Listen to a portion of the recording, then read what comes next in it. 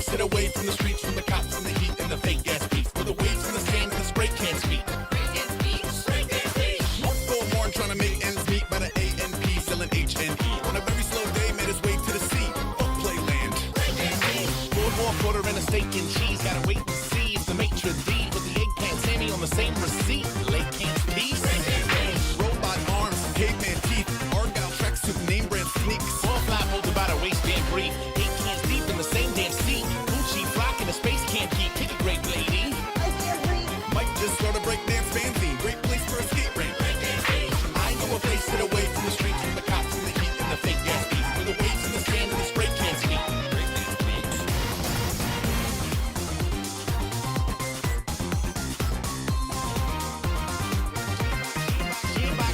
She in box shorts and the tapes and beats. Train grand screech like a stray banshee. Doctors say it's no way man's free. Names can't speak on. Yeah, we gotta play Penn Breach, the Assail, and a well-known Ray-Ban Steve. Windmill on sand and a James Gang tee. Rain Man, definitely. Take Francine, cause your lame Stanley. Good morning, USA, do the steak then free. Take a breaker at the park, hit a great bambine. Make a party on the waterfront, Jay Gatsby. No lifeguard, get your big tan bleached. And join us for a monumental baked clam feast. Nathan's theme party, Dame's panties. Stay fancy on. I know a place that away from the streets, from the cops and the heat and the fake gas beats. Where the waves and the sand and the spray can't speak. Go, go, go, go, go, go, go, go, go, go, go, go, breakdance beats. Go, go, go, go, go, go, go, go, go,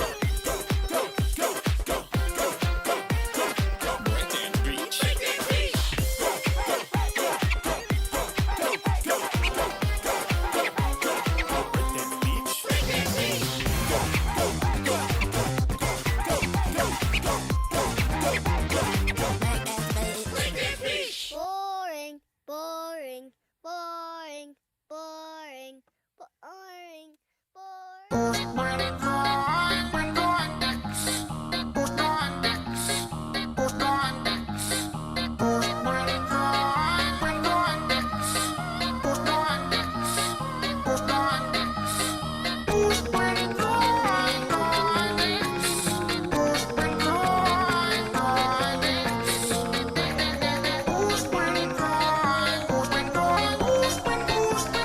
Our fucking teacher said.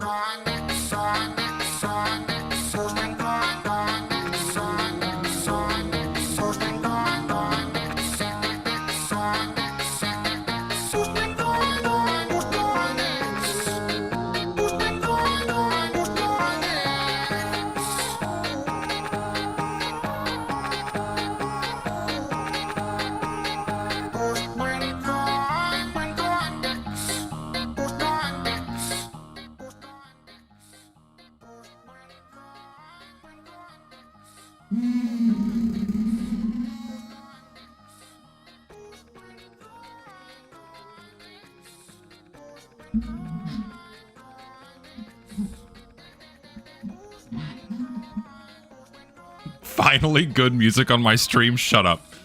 Come on. Don't undersell what I normally play. What are you doing?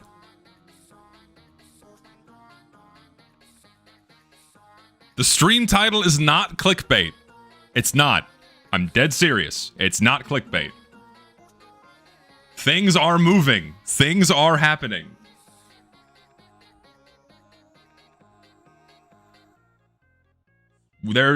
Things are in motion.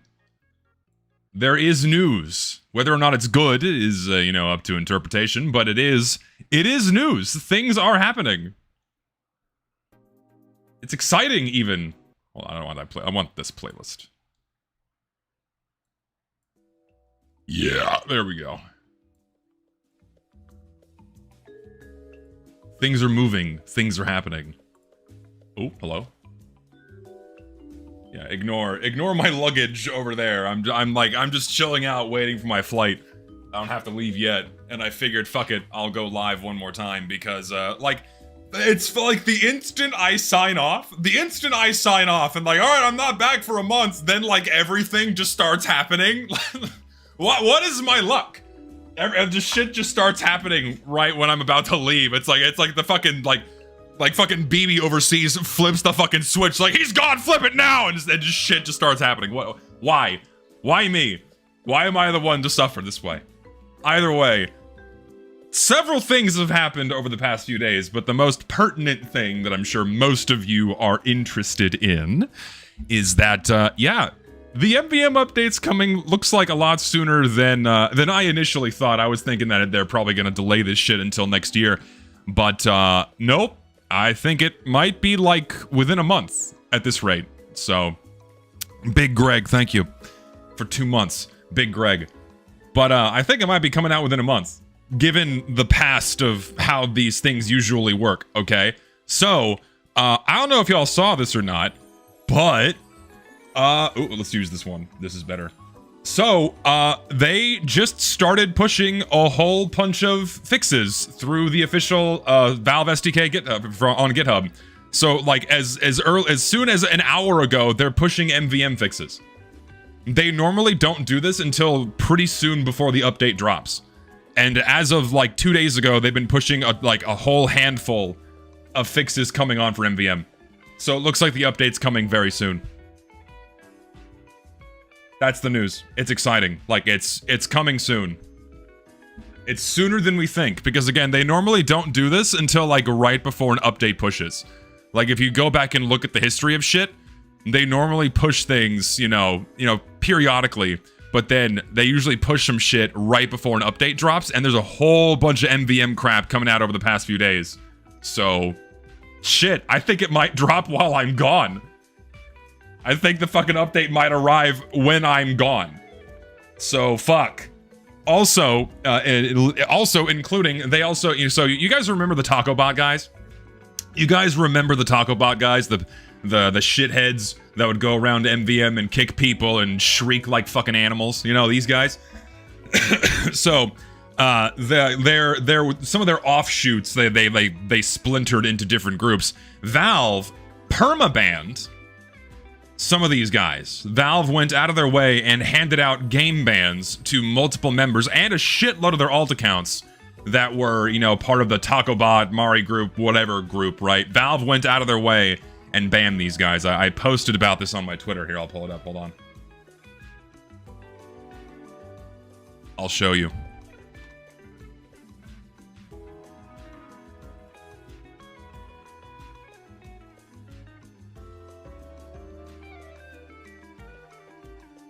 Go to my streaming account because that's safe to show on stream.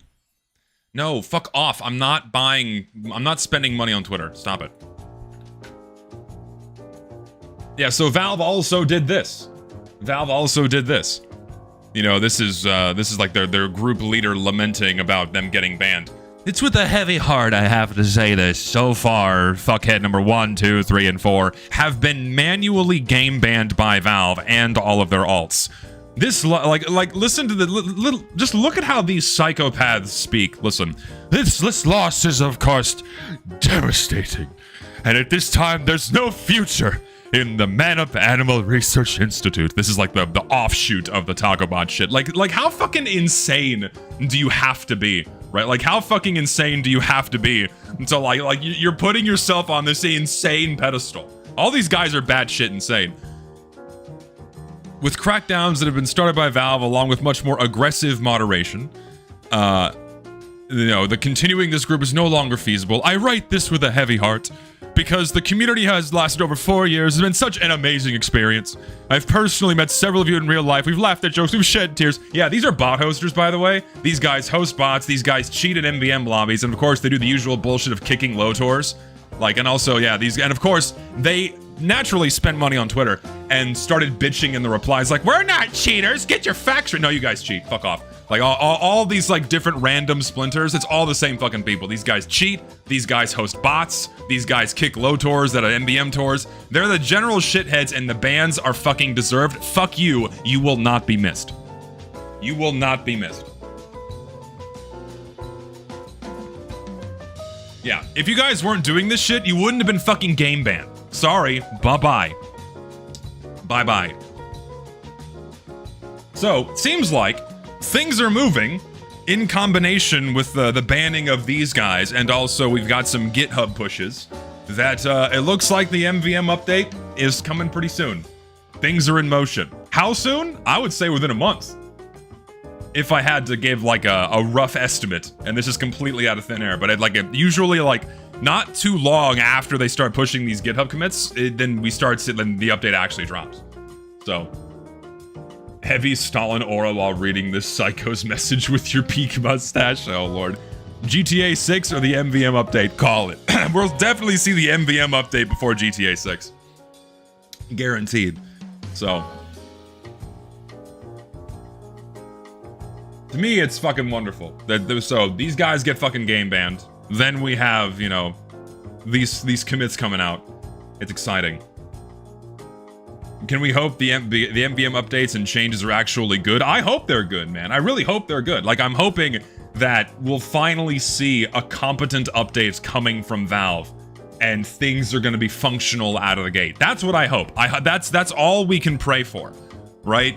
Like, just like type yes in chat if you want a competent, functional update. Like, that's the bare minimum. That should be the bare minimum for everything. Like, TF2, any other fucking game, that's like the bare minimum expectation, right? That's what everyone demands, is a functional fucking update. I hope we get at least that much. Like, fuck the content quality, fuck everything else. I just want it to work. Like, I want the update to drop. I want it to be functional so we can play it. If we just get that much, that's already more than what we've been receiving in recent years. So, I hope things work well. Is my confidence high in that? No. But I hope it works. 50? You're fucking insane. Holy shit. What is wrong with you? 50? That's a shitload of money! 50 of these fucking things? You're insane! Wow. Holy crap. Well, thank you. That is incredibly generous of you.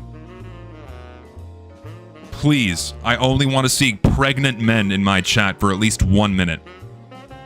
For a solid 60 seconds, I only want to see pregnant men inside of that chat. Zion, you're very generous. Thank you so much, man. It's very, very kind of you. Only pregnant men for 60 seconds, minimum. And keep it going for long after that because it's worth more than 60 seconds. Jesus Christ, man. Thank you. But I'm hoping the update's good. That's all I want. Of naturally beyond the update being functional, I want something resembling curated content. I really do. I want good MvM maps, good missions. I hope to God Valve didn't make the critical mistake of not adding new Australians, because if they did that, you know, it's not gonna last very long. But it's coming soon. It genuinely seems like it's coming soon, man. I'm like cautiously optimistic, cautiously excited, and also like cautiously pessimistic. It's such a myriad flurry of emotions I have towards this, because as I'm sure we all know, this is the first time something like this has happened in like almost a decade. Like the Valve's this is a significant deviation from the status quo, and so this could be anything. It could. I mean, it's gonna be MvM content, obviously, but it could be like more bug fixes beyond MvM. It could be, I don't know, maybe they'll like adjust upgrades and make things interesting again in MvM. I don't know. I hope they do things like that. I hope so. I hope it's not just these random little bug fixes that are largely inconsequential. I hope it goes beyond this. Again, is my confidence in that very high? Not really, but I hope so. You know? Wow, maybe quick play, dude. That's something else too, and I know I've said this across multiple streams and a couple of videos at this point, but if they do nothing about the matchmaking system and they leave it exactly as it is right now and they push this update, it's gonna be a fucking shit show. Like, it seems like they've been doing something behind the scenes with the matchmaker, primarily because periodically at the same time on certain days, the matchmaker would go down for exactly an hour and there were no announcements for maintenance like they would normally do, but like it would go down for like an hour or a little bit over an hour. So like I would assume that means they're doing some shit behind the scenes, right? I would hope that means they're working on it and doing something to improve it. Hopefully pushing some decent changes to make the gameplay experience not fucking abysmal. But we'll see. I don't know. Dude, if we get quick play back, I'm fucking stripping naked and running down the street. It's gonna be my fucking eureka moment. I'm gonna be sitting in the fucking bathtub, Quick play returns. I'm stripping fucking naked, waxing my entire body, putting on a Speedo, and I'm sprinting down the street like my life fucking depended on it. That's exactly what I'll do. If quick play makes a return. Oiled up, no less. Oiled up, no less. Oiled up. So, we'll see if that actually happens. Probably not, though. I don't think Valve's gonna go that far. I don't think Valve's gonna go that far. I hope they do. For you know, the game's sake and not for my sanity, and also hopefully not getting arrested. But hopefully they push some decent changes outside of MvM, because this serves as a perfect opportunity. This really does. And like, if they don't do that, if they just do the bare minimum of a handful of public bug fixes that they didn't even come up with themselves, alongside a handful of community content they copied and pasted into the game, and if that's all they do, and we waited over a year for just that, oh shit, that's not gonna be good. I hope that's not the case, but if it's just that and nothing else, and we waited over a year for it, that's not gonna bode well. It's really not, especially if they don't like give us new toys to gamble for. Because if there are no new toys to gamble for, this update is practically dead on arrival. Like, minimum, maybe they'll allow the same Australians to be rewards for these new missions. Maybe, I don't know. I don't know how that's going to work. I don't think there'd be any kind of legal conflict to insert new rewards inside of community-made missions, you know, because you're gonna have to figure out, that's something else too, because you know Valve's, like, there's two ways that they're gonna pay these guys for their maps, right? There's two ways, right? There's two ways. One, they're gonna give them a lump sum payment and they're gonna buy their map outright. That's option one. Option two, they're gonna come up with some new way to give them a cut of something that resembles key sales. And the hypothesis that many people have at this point is that there's going to be some kind of community-flavored Tour of Duty ticket. Like, it's a different kind of Tour of Duty ticket that when you purchase it from the Manco store, a part of that goes to the map makers, like how key sales do. That might be that, but I don't see another avenue forward unless they also just happen to ship a new crate with it, because why wouldn't they? They ship a brand new crate with it, and then just like every other piece of content, they split off a part of the revenue for that as well. So, who knows, man? I hope it's like something worthwhile, you know? You should keep saying that you're just about to leave so Valve does more steps towards the update. Dude, my plane's wheels are off the ground in 15 hours. And then I'm gone.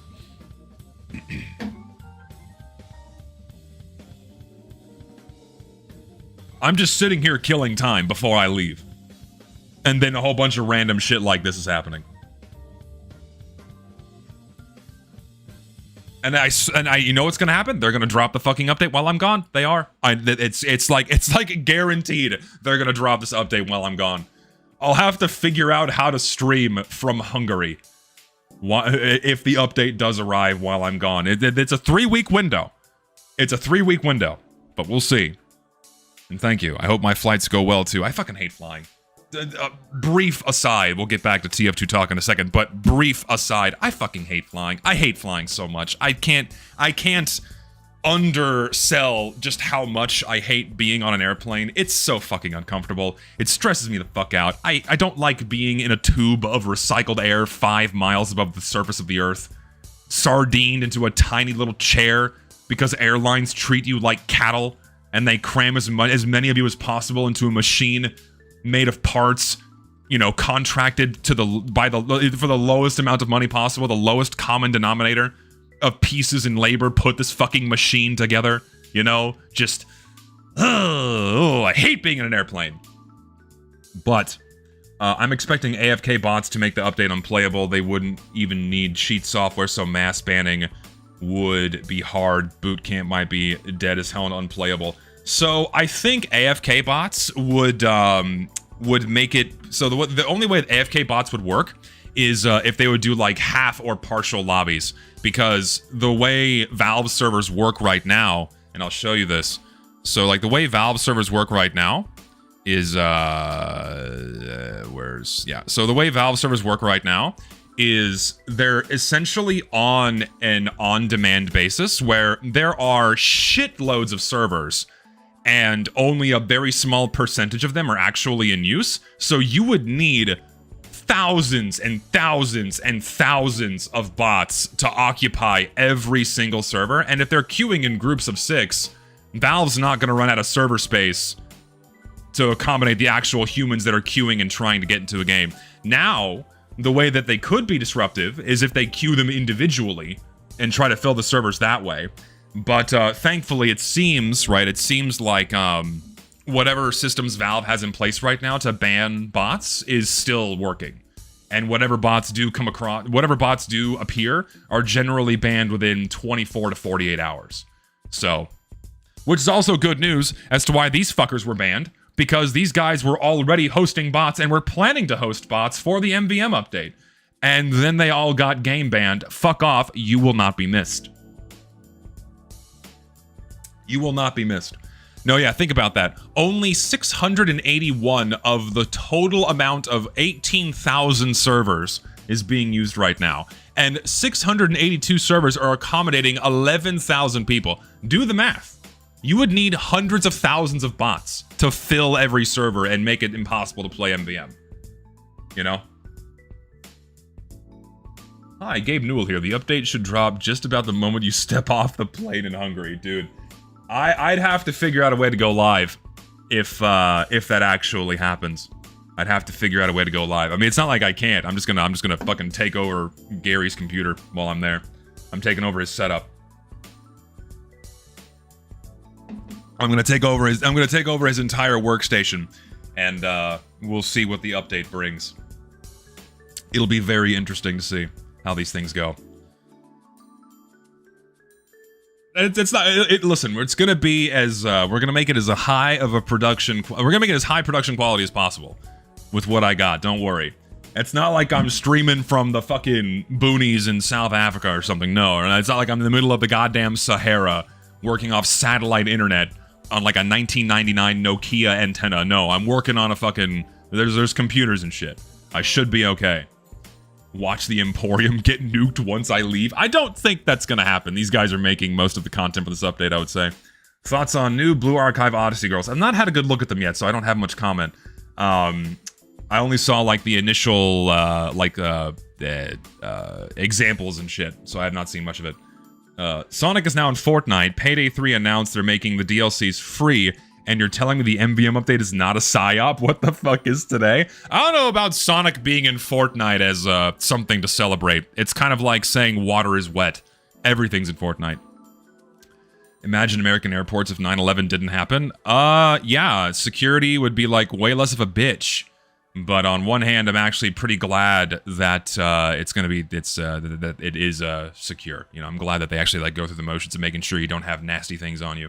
Either way, but yeah,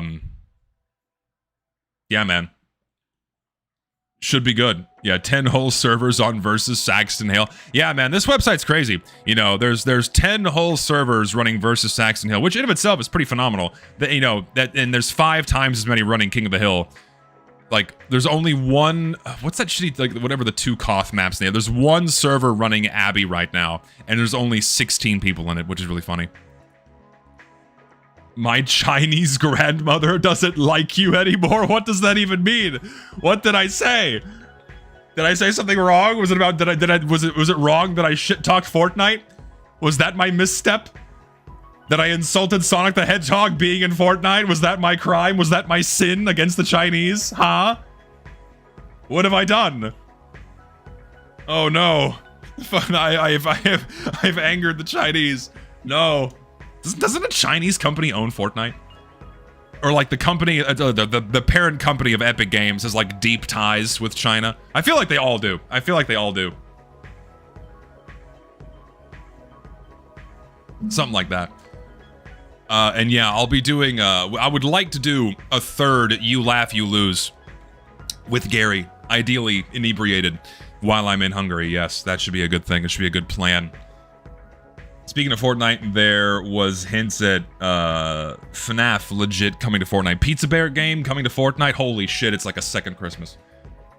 For the fucking lobotomized and the children, it's like a second Christmas. Fucking the Pizza Bear's coming to Fortnite. My god. It's like the second coming of Christ.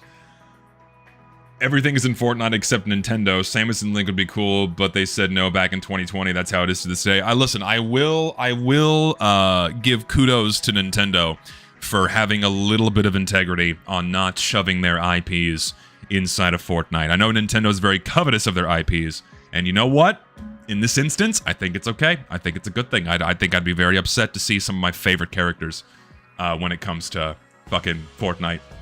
You're going to correct the record and stop calling Murray cheaters, and we were founded on as an anti-cheater group. You're gonna continue spreading libel and smear. Motherfucker, you got game banned. You don't get any kind of fucking courtesy. Valve manually banned your ass and your friends, and you're bitching and seething in my chat? Holy shit. Massive fucking cope. Bye, fucking loser. Oh my god, the fucking insane egos on these guys. Bye. Holy shit. Now that's fucking funny. That is fucking funny. Yeah, a guy planning to host bots to flood servers as if though that's in any way removed from cheating. Like, oh boo-hoo, we're gonna have some sympathy for you. Correct your precious fucking record after Valve handed out a game ban to you with the group you're associated with. Like, we're gonna get on our knees and cup your fucking balls because we dared sour your precious fucking name? Holy shit, you are a jackass. Goodbye, and good fucking riddance. Holy shit, you will not be missed. Holy crap, that is so funny. Ugh. Will I eat at the real FNAF location? Fuck no, why would I go there? Why would I go there? No reason.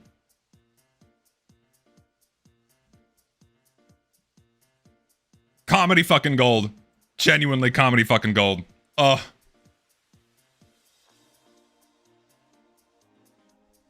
Gem. I am looking forward to Hungary. I'm looking forward to getting back there. It's gonna be a good time. It's gonna be a swell time.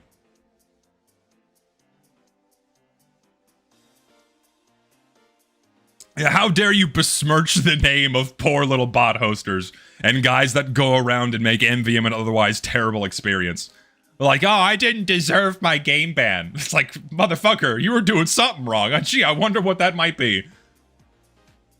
What's the coolest rock formation? The coolest one? How big we talking? Can I get micro scale or can I get macro scale? What are we talking about here? Oh no, there's a lot of canyons on Earth that are pretty fucking cool. Pick any of those. I'd say Paladoro Canyon in North Texas is quite pretty. I'd vote for that one. That one's quite nice. No, yeah, Valve recently committed a bunch of GitHub fixes. This is like the big news here. So there's not new bot waves. There's no new bot waves. Chill out. It's all good. There's nothing like that's happening. No. It's actually good news. Valve actually banned, the offshoots of the old TacoBot group, guys that have hosted bots inside of MvM and were planning on hosting bots for the MvM update. Valve dished out some manual game bans, and now they're fucking gone. Bye-bye. It's wonderful news. Great stuff. What if the new MvM update brings the terminals from CS2 and New Australians? It's very likely since Valve would only touch TF2 for money. I can't see Valve doing that inside of TF2 yet. I think Valve is still not 100% sold on on terminals inside of Counter-Strike. I think they're still trying to figure out a good vehicle by which people can gamble inside of their games, and I think terminals are still very experimental. And I think they're still trying to work out. I think they're still trying to work out a good way to get in-game items to people. So I don't think we'll see them in TF2 yet. What we will see, I suspect, is whatever they put inside of Deadlock, then TF2 will get that, because of course this is all to circumvent the legal restrictions that loot boxes have across their games, and how like multiple countries are cracking down and making it harder and harder for Valve to keep this stuff going in other countries. So we'll see what happens on that front. But I can't see a terminal-like system inside of TF2, at least not yet. Forgive me for nuking the topic, but I've heard about Solar and Blue Panda situation. Am I going to see if, or am I going to wait to see if Solarlight Spurgs about the guy he bullied away from in his coming video, or is it beneath you? I briefly spoke about that on stream before because the initial interactions between Blue Panda and Solarlight happened a few months ago. I briefly covered it on stream. I'll mention the video in a moment because I'm sure people are going to want me to talk about it. There's not much to say other than Solarlight was being a dick for no fucking reason, and to a guy that, like, just... maybe we'll watch it in a moment, because there's not much to say, but it is kind of entertaining to, like, have someone really break it down and kind of say what to say what people were already thinking, for those of them that actually read it. So we'll cover that in a moment. It really is like drama in the rawest form. Like, there's no value in it. It really is drama in the rawest form. Like, I normally don't cover drama in the rawest of raw forms. I try to, like, sometimes I do, don't get me wrong, but I try to keep it at least tangentially related to the base game. This has nothing to do with the game at all. This is just, like, strictly between two YouTubers. So, we'll go look at it in a moment. Would really love a golden direct hit or Dragon's Fury. I just want strange Dragon's Fury. It doesn't even have to be gold. Just give me a strange one, and I'm good. That's all I care about. Just give me a strange Dragon's Fury. You can sell it to me for $17. I'll buy it. You know, that's all I care about. Just give that shit to me, man. Seriously. But yeah, we'll hop over to that video in a second. MvM bot hosters you mentioned are these lifeless losers that are an inside a league. It's the internet hosts all manner of depraved and mentally ill megalomaniacs and sociopaths. It's a nature of the internet becoming accessible to people that should not have it, and also the closing down of institutions. Like, the institutions closed down and were replaced by social spaces like Tumblr. Right? And then once that containment chamber went the way of the dodo, that psychopath containment chamber, that exploded and it bleeded out to all corners of the internet, and now we have to see these people everywhere. It's unfortunate. We need to bring institutions back. Like, so we need to bring, insane asylums back and lock a lot of people in there. I think that'd be a wonderful thing.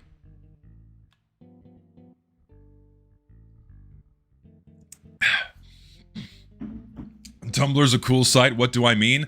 Oh man. Well, how do you even begin? How do you even begin?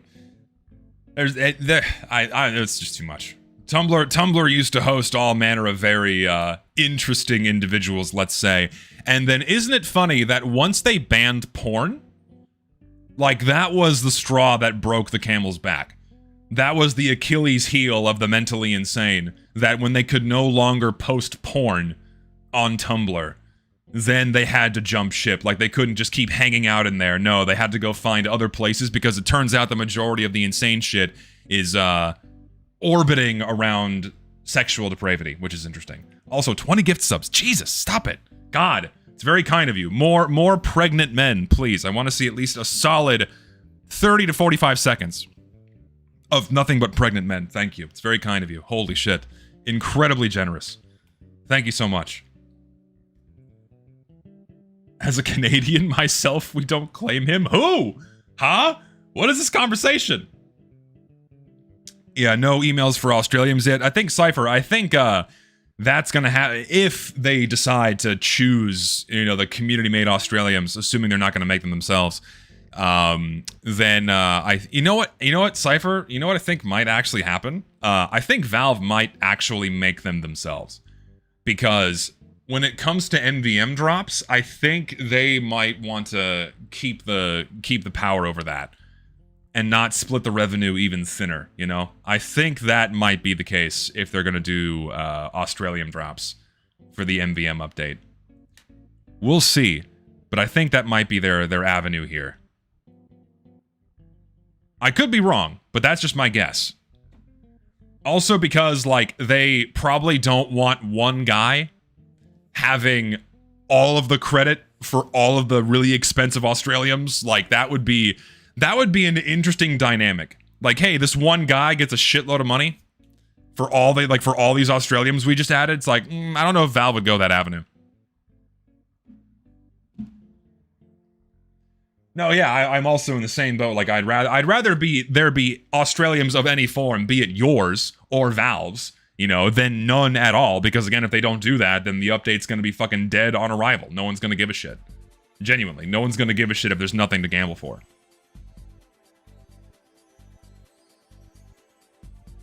It's gonna be a shop pass system like in CS2 with a new experimental drop for Deadlock.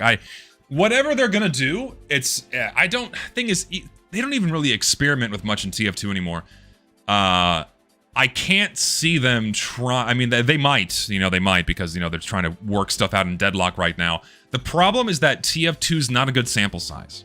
TF2 is not a good sample size. So TF2 was the original biggest sample size that they had to work with. And that's why they would use TF2 as the petri dish, the experimental test bed for their monetization systems, the gambling systems that they then extended into Dota and Counter-Strike. But now that Counter-Strike has millions of people playing the game every day, that is as big of a that's as big of a sample size as any gaming company is going to get for a live service game. It's like one of the biggest games out there right now. So whatever experimental features that they're going to roll out, they're going to probably be doing them exclusively inside of Counter-Strike, because there's not a lot of value in trying them inside of Team Fortress 2 because of the limited number of people that actually engage with the monetization systems in comparison to a game like Counter-Strike, right? Like, there are, let's say, generously, tens of thousands of people that spend money on TF2 on a semi-regular, if not regular basis, compared to the hundreds of thousands, if not upwards of millions of people that spend money on Counter-Strike. And that is a much bigger data set and a much more robust experiment and test for whatever new systems they're going to push, right? So I suspect they're going to keep it limited into Counter-Strike, even though the MvM update would serve, because I've had more time to think about this, even though the MvM update would serve as a good vehicle for experimenting with something, some new experimental monetization system, I just don't think they're going to allocate a lot of manpower to doing it inside of TF2. They're going to be doing it inside of something that's already running on Source 2, right? They're going to be doing something inside of a modern game that's running on Source 2. They're not going to, like, backtrack and, like, retroactively put something inside of a Source game to then re-implement that inside of a Source 2 game. So I can't see them doing that, especially for something as sensitive as a monetization scheme. You feel me? So, we'll see. My South Korean grandpa still loves you, so don't worry, dude. You got a lot of Asian in your blood. You got Chinese, you got Korean, maybe some Taiwanese mixed in there, Laotian perhaps. You came in late. What did I miss on the MvM update? You're looking at it right now. So what you're looking at is there's been a pretty sizable handful of GitHub commits. These are bug fixes that will be pushed with the upcoming MvM update, and all of these have arrived over the past 2 days. And we normally don't start seeing this until the update's arrival, which, according to, you know, the timing of this, is probably going to be rather soon. You know, I could say within a month's time, based on, you know, when we start seeing GitHub commits for other updates. You know, the ones that happen before other updates, you know, usually pretty quickly before the update actually drops. We'll see. Valve still uses TF2 as a testbed. Counter-Strike's currently on TF2's update system, aka seasonal updates with skins, community maps, and nothing more. No, yeah, I mean, well, that was also, like, established in 2014, right? Like, the seasonal update cycle was established in 2014. Like, even before that, with Scream Fortress and Smithsmith, that started in 2009. 2009, right? Is when these things were established inside of TF2. So, like, the concept of a seasonal update cycle has long been proven as robust inside of Team Fortress 2. And it's only natural that Valve's gonna extrapolate that and put that in Counter-Strike. So, gotta go to work now. Have a good stream. Hope you watched the Fortnite lore video I sent. I have a 6-hour layover tomorrow, so guess what I'm doing? I'm gonna watch that video. Love to hear your opinion on that chaos. Yeah, I got a juicy layover tomorrow where I'm just gonna be sitting inside of the Philadelphia airport, and yeah, I'm gonna need some stuff to do. Jesus loves you and everyone. Take care all. Yes, indeed. Christ is king. Amen to that. Absolutely. Imagine they're actually dropping it on the date they mentioned over a year ago. That'd be kind of funny. Wouldn't that be funny? Wouldn't that be funny if they actually time it for the end of October around when Scream Fortress is going to be active. So it's like, well, technically we didn't lie about it. Technically we didn't lie. You know, like, lest I remind everyone that if you go look at the blog post here, I'll remind everyone, you know, is this tale a simple flight of gripping, well-written fantasy, or a glimpse into a future that could arrive as soon as, again, Wednesday, August 27th, with a second part arriving right before Halloween? Dude, if they drop it on August 27th, is that a Wednesday? I'm gonna shit myself if that's a Wednesday. It's a Thursday. It's one day off. Wouldn't that be insane if the 27th fell on a Wednesday and they drop it on a Wednesday? It's one day off. That'd be insane. If this shit arrives on the 27th this year, that's crazy. That was deliberate.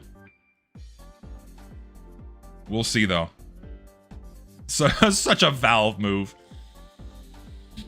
And they're gonna silently edit the blog post to say, actually, we said Thursday, and listen, we got you on record. If you make any changes, we'll know.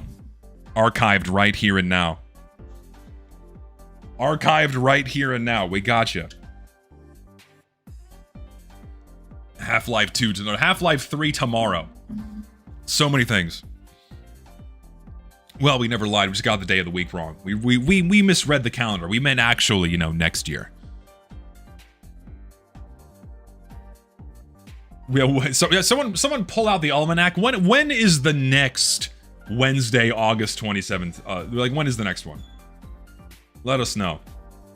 Let's hope this is more than just a status quo update with some fixes and new cosmetics. That, again, that's what I'm hoping for too, man. I'm hoping this goes beyond just another status quo update.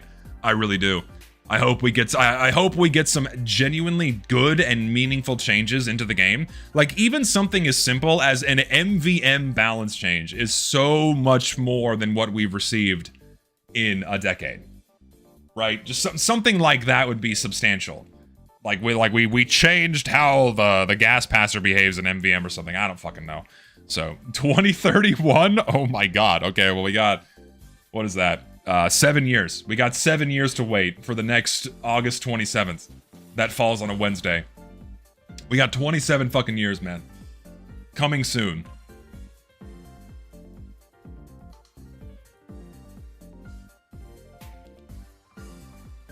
Sorry, I miscounted 5 years.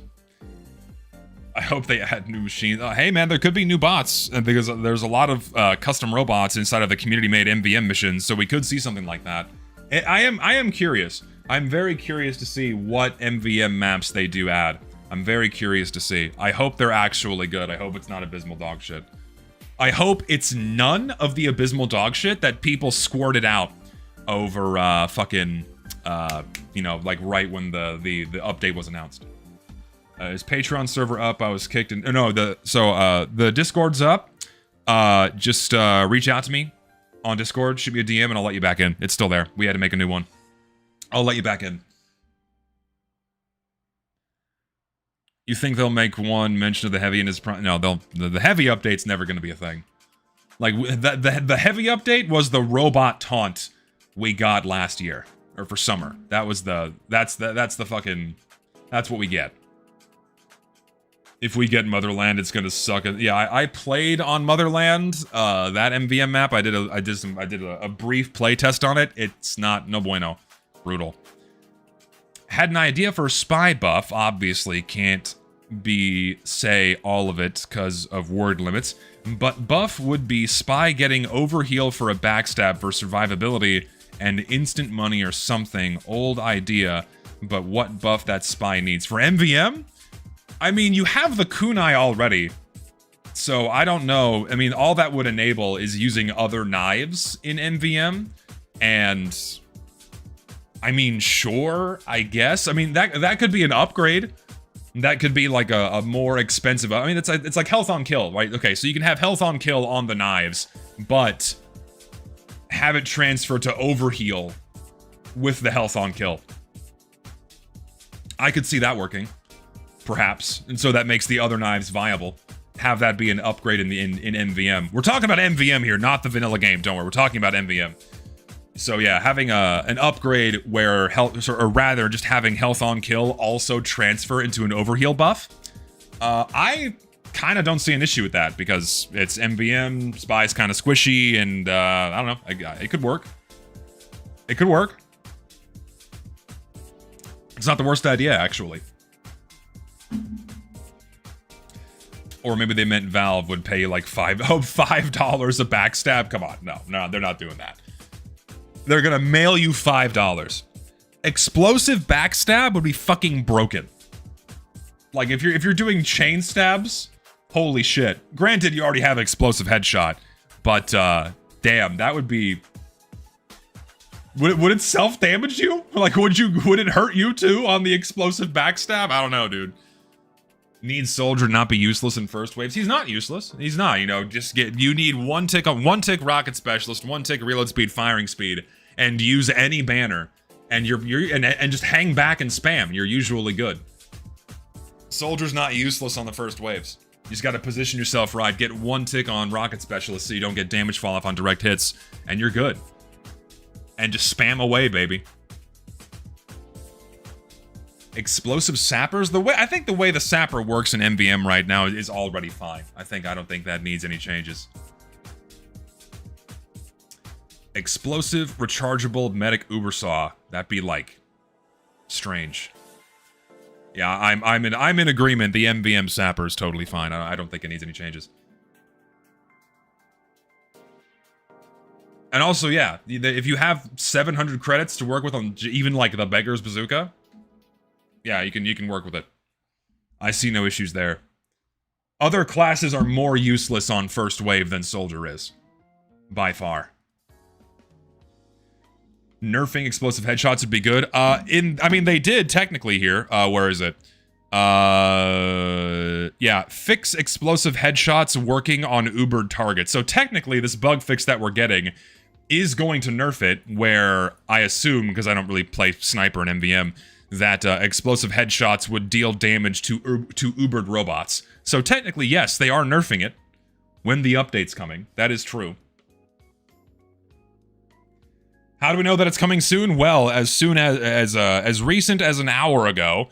Let's see if there's more. As recent as an hour ago, they're adding GitHub commits. These are the bug fixes that we are going to receive in the MvM update, and usually we don't start seeing these until very soon before the update itself comes out. So, or I could be completely wrong and they just now started looking at all the proposed bug fixes. Wouldn't that be shit? Wouldn't that be like so in Valve's character that they just now, a year later, started looking for community bug fixes? Wouldn't that be just kind of sad? I think it'd be kind of sad.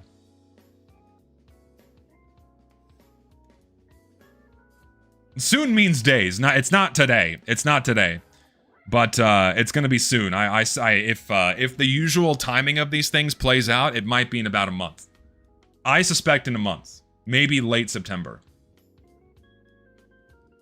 We'll see. Hopefully not while I'm gone, because if it happens while I'm gone, again, gonna be pissed, gonna be mad. But I'll roll with it. I'm gonna roll with it. No, it's not gonna be today. If they're doing GitHub commits as of an hour ago and they're pushing out the update today, holy shit. And it's on a Friday. No, they're not doing it today. They're not doing it today. I know I can stream from there. I know. I'm playing it up a little bit. It's funny. I like being at my setup. I like the lay of my land here whenever I do my streams. This is my den. This is my fucking shitty, nerd, fat fuck Reddit den that I live in. I work here, I play here, I contemplate the future here. This is my zone, alright? When I'm not in my zone, it's hard for me to work. Hard for me to, like, channel and narrow my focus, you know what I mean? Isn't it funny that the people that do bug fixes don't get paid shit while Emporium gets thousands of dollars? That is something that someone else was discussing. An acquaintance of mine was discussing this. It is kind of sad that Valve doesn't even do the bug fixes, right? Valve doesn't even do these. The community does. The players literally do all of the work. All of it. They make the content, they make the bug fixes, they do everything for Valve, and all Valve does is copy and paste it. That's kind of sad. Like, remember, this is a multi-billion-dollar fucking company, and they offload the work to all of their fans. It's a genius business model. That's why they're earning over $17 billion this year. Like, Valve's gonna make 20 billion this year, which is insane. And the way they made that work out so well for their games is they offload the work onto their player bases and get all of the same work that otherwise a full-time and like salaried employee would do at a fraction of that salary. Because fuck yeah, dude. Okay, yeah. Instead of paying a full-time artist to make all of these cosmetics, probably like for 6 figures, because the Valve like an artist at Valve making a shitload of cosmetics and doing all the texture work and the modeling, everything, and then someone making the maps, someone making the unusual effects, and like having instead of a small full-time team doing all of that at Valve, you know, costing them upwards of, you know, probably $500,000 for their salaries and their benefits, so on and so forth. We're just not gonna do that. And also tax withholding too, because Valve has to meet their taxes. So we're just not gonna do that. And we're gonna subcontract out all of our labor, mostly to third worlders and second worlders, and do practically all of it for free by comparison, right? It's like, fuck you, we'll just give you $1,000 for this, or like 10 grand for these hats you just made, as opposed to paying a full-time salaried employee $100,000 with benefits and tax withholding. It's like, it's a genius business strategy. It's why Valve has 300 employees. It's because everyone else does the work for them. Also, a lot of shit's automated. They use AI.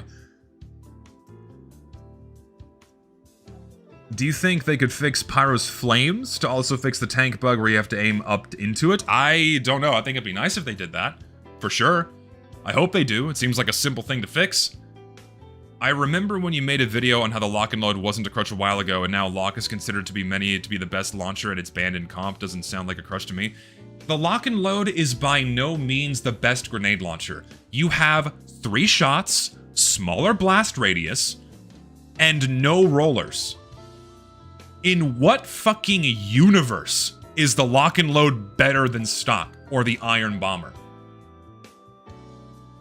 Like, the only reason why the lock and load got banned in competitive is because one guy got a little too good with it and was sniping medics with it.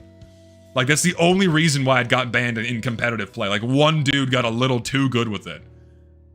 It's like, gee, I wonder why people still use stock over or the Iron Bomber in comparison to the fucking lock and load. Come on.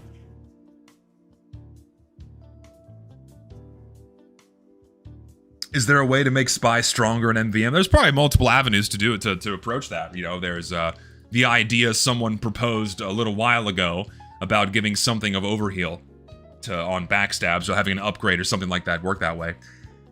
Did I know the earliest comics were actually done by in-house Valve employees Bay Rate and Michael Oming? I'm assuming I'm pronouncing that right. Robin's Steam dev days talk strongly implies they switched to fan labor because it was cheaper. I don't think either of those guys work at Valve anymore either. No, yeah, I mean, well, Richter, that's like the obvious thing Valve did. They realized it was far cheaper. Richter, can you send me a link to that? Didn't he give that talk?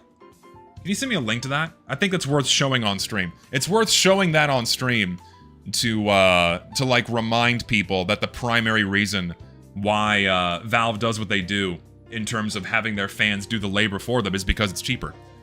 If you're willing to let me show that on stream, of course. I mean, I think it's public anyway. I do want to show that just to like remind people that this is what Valve does.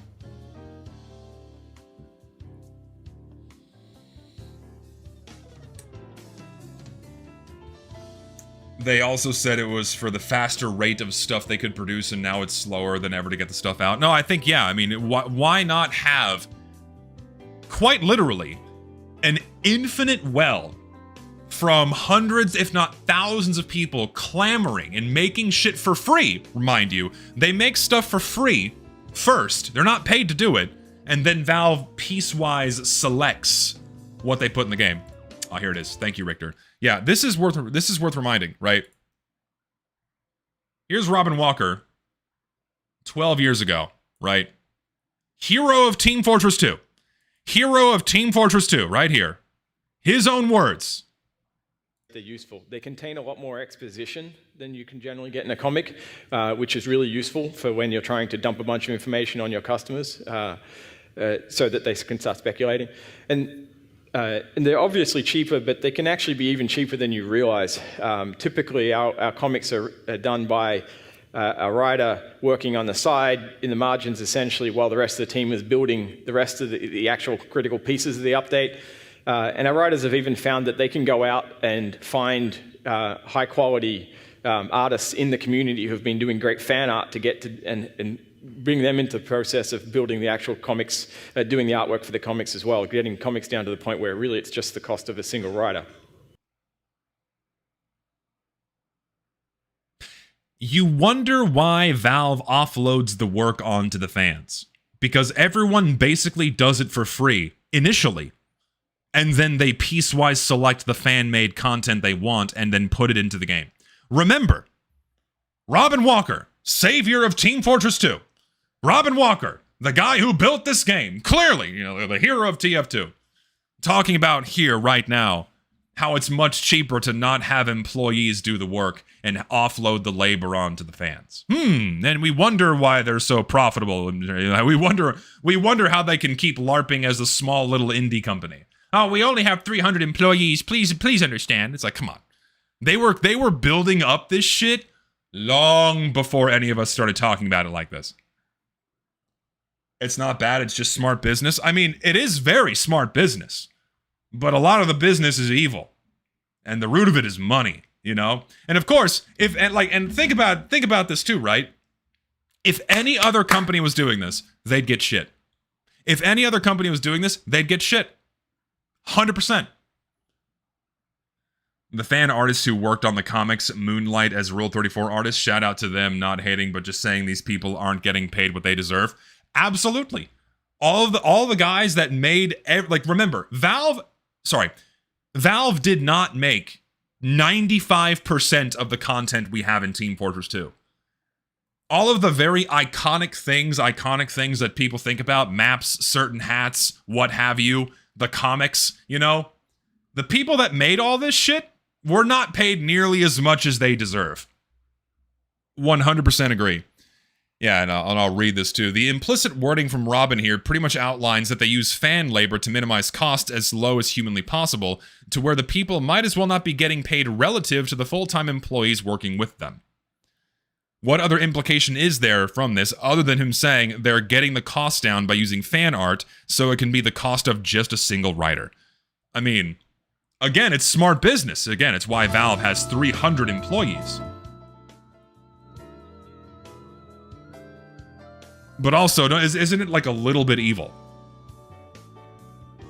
The labor that they're paying for is worth so much more, and would be worth a lot more if it was being done by a full-time employee. Would you not agree? If a full-time employee was doing all of this work, they'd be getting paid more. But they would not offer, listen, this is contract labor. They don't even withhold taxes. You still have to pay taxes on the money Valve gives you if you get paid by them. You still have to report that to your government and get the taxes pulled out of that, which to me is hilarious. And so Valve saves a shitload of money. That's why they're making $20 billion this year. Basically exploiting and abusing their community while saying it's charity. Couldn't have summarized that better myself. Could not have summarized that better myself. Because the moment you criticize it, you have people coming out of the woodwork saying, well, what, you don't want creative people getting paid for their work? Whoa, no, that's not what we said. In fact, some of these guys actually deserve more, But that's like the perfect shield that Valve has for this business model, is that the moment you criticize this and point out what Valve is doing here, people are going to immediately default to protecting the people that make the content for the game. It's like, well, what do you mean? These guys don't deserve to get paid for their work? Like, you don't want them to you want them to not earn money? It's like, goddamn. Yeah, use fan artists so the cost is just of a single writer. So the artist is getting paid literally nothing relative to the full-time writer. That's the implicit wording. Yes, which is crazy. They're saving so much money by doing this.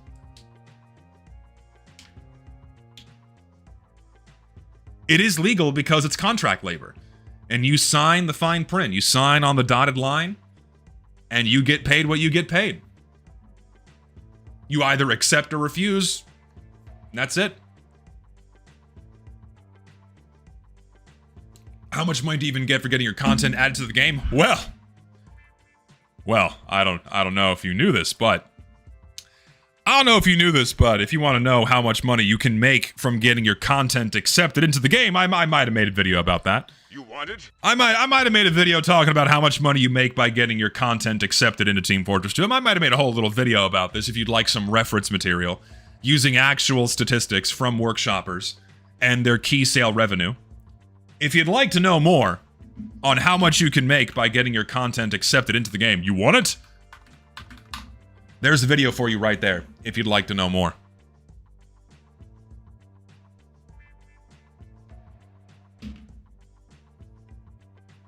And just to show it on stream, even though I recommend, watching the whole video yourself. Where's my screenshot? Here we go. Yeah, so... Yeah, so I was given a handful of pay stubs, right? And I know how much, how many keys got sold. So, for example, for the summer 2025 update key, And then risk getting blacklisted to show this to somebody. Thankfully, some of them did. I can't thank you guys enough. Starting with the I have to fast forward. And that's 1 point.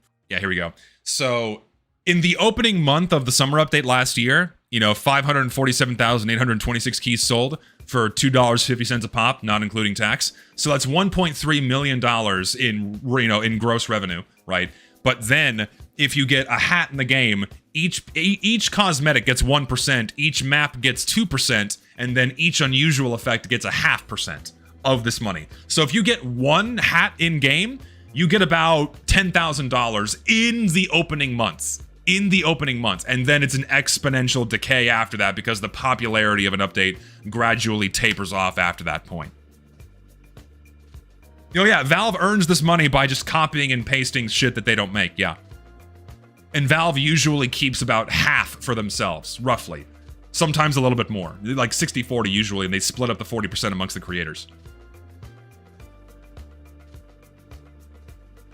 So Valve still makes tens of millions off of Team Fortress 2, despite the game still being, or despite the game being 20 years old. Because this is just one update's worth of keys, and it's just the key, and it's just the opening month. This figure right here does not include the other two major updates keys, any Warpaint keys, all the other passive income from all the other keys that are on the market being sold throughout the year, on top of all the other items on the Manco store, Tour of Duty tickets, hats, weapons, paints, all the shit that tons of people still buy, by the way, including normal Manco keys, of which probably millions sell every year, because those are a primary currency across various item economies. On top of all the other revenue that Valve makes off the community market from TF2 items alone, Team Fortress 2 still makes tens of millions of dollars a year net for Valve. And that is crazy to think about for a 20-year-old game. It still makes this much money as a 20-year-old game. Like, every other fucking indie developer on the planet would cut off their fucking testicles for a game like this. Not only, right, for a game that, hold on, Steam DB. Not only for a game that still pulls, somewhere around 10 to 20,000 human players every day, indie developers would be screaming for player counts like this. But to still earn this much money? Holy fuck! And Valve does nothing with this game. Nothing other than copy and paste content they don't make. And it still makes this much money, which is wild. Like, people need to have this perspective. It's very important. Don't forget how Valve treats this game with how much money they still rake in and how many people are still playing it. Do not forget that. Why are you spamming check DMs? Is it that important? I don't want to watch this. It's about the Steam machines. We know it's a scam. They're too expensive. They're not worth buying. And I don't think that many of them sold anyways. Like, I think you'd be hard-pressed to find someone that actually bought a Steam machine.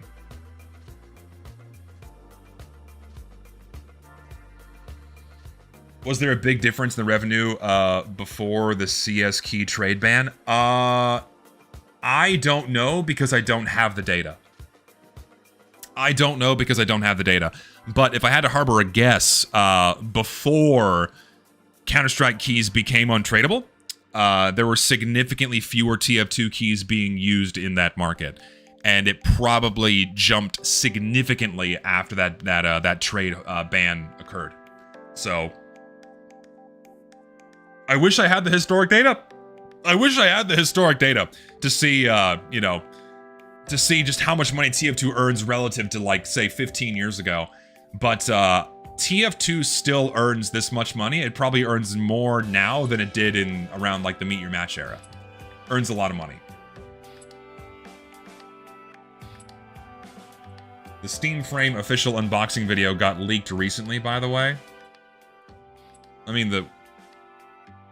these things have been out for a long time. So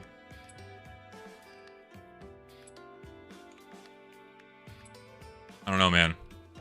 The Valve hardware products are so bad. All I've seen about the Steam Deck is emulator users posting screenshots of Mario Odyssey's menu but never actually playing it. The system exists for pure LARP. I mean, some people like it as a Linux machine, and if, you know, all the power to you, if you're a Linux user, whatever. But, I don't know. I've not seen many people use one, and I know I'm not going to get one. You forgot about the massive TF2 operating costs, though. There's not... Okay, so think about this for a second. So when you look at TF2's server network, right?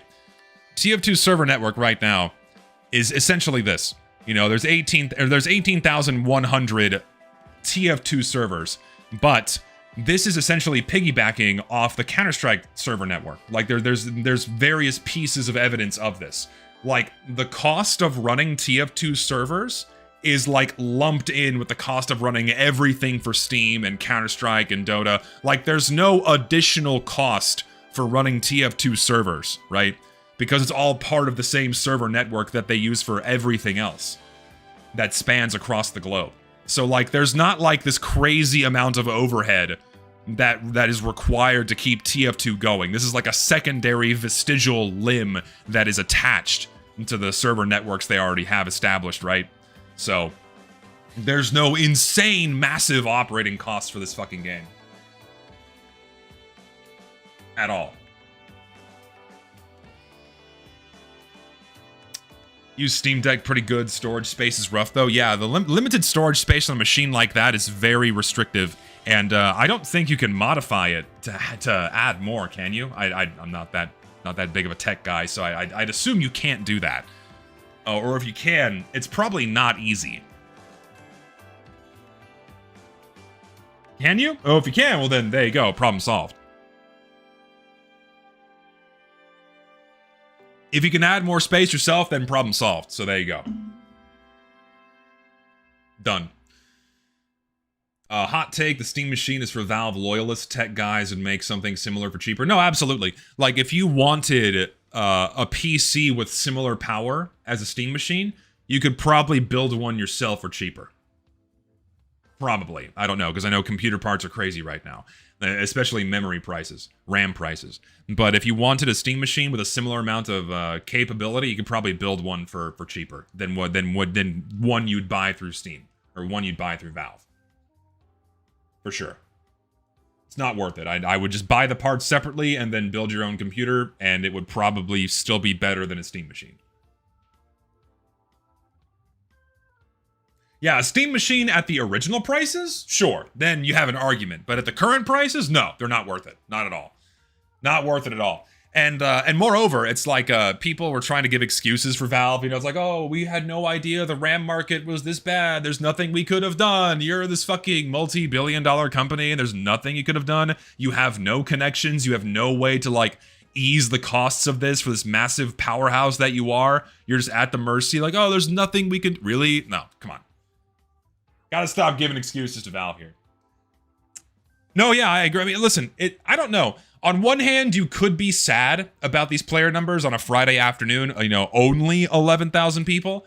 But for a fucking, you know, 20-year-old game, to have 11,000 people still playing a 20-year-old game is pretty impressive in of itself. And don't forget, this is just Valve servers. There's still like an additional probably 40%, if not 50%, also existing inside of community servers right now. So the actual number of people inside of servers playing the game right now is probably approaching 20,000 people. So having that many people still playing TF2 is pretty remarkable when you think about it. I mean, it's certainly not these numbers, right? These are not true. These are heavily inflated by bots. But this is a pretty healthy figure. And again, any other company running a live service game would be killing for these numbers. This is what companies are clamoring for. How many are bots? I mean, as I showed in my videos and two other methods, it's around 70%. It usually hovers around 70% of this figure is bots, roughly. You know, so in this moment, you know, about 42K, somewhere around there. A little bit less, you know, probably like 35K-ish or ish bots. So around 18,000, 20,000 people are humans, give or take. It's not exact. It's not like perfectly exact, but it's around 60, 70, 80%. It fluctuates throughout the year as well because the proportion changes whenever a new update drops and humans come in. You know, it's summertime right now. People are just now coming back to school, and so there's still a lot of people still playing the game. But like as we go on through winter, player counts are going to go down. It's going to be a higher ratio of bots to humans. It varies through the year, but it's around 60, 70%. Shut up your children.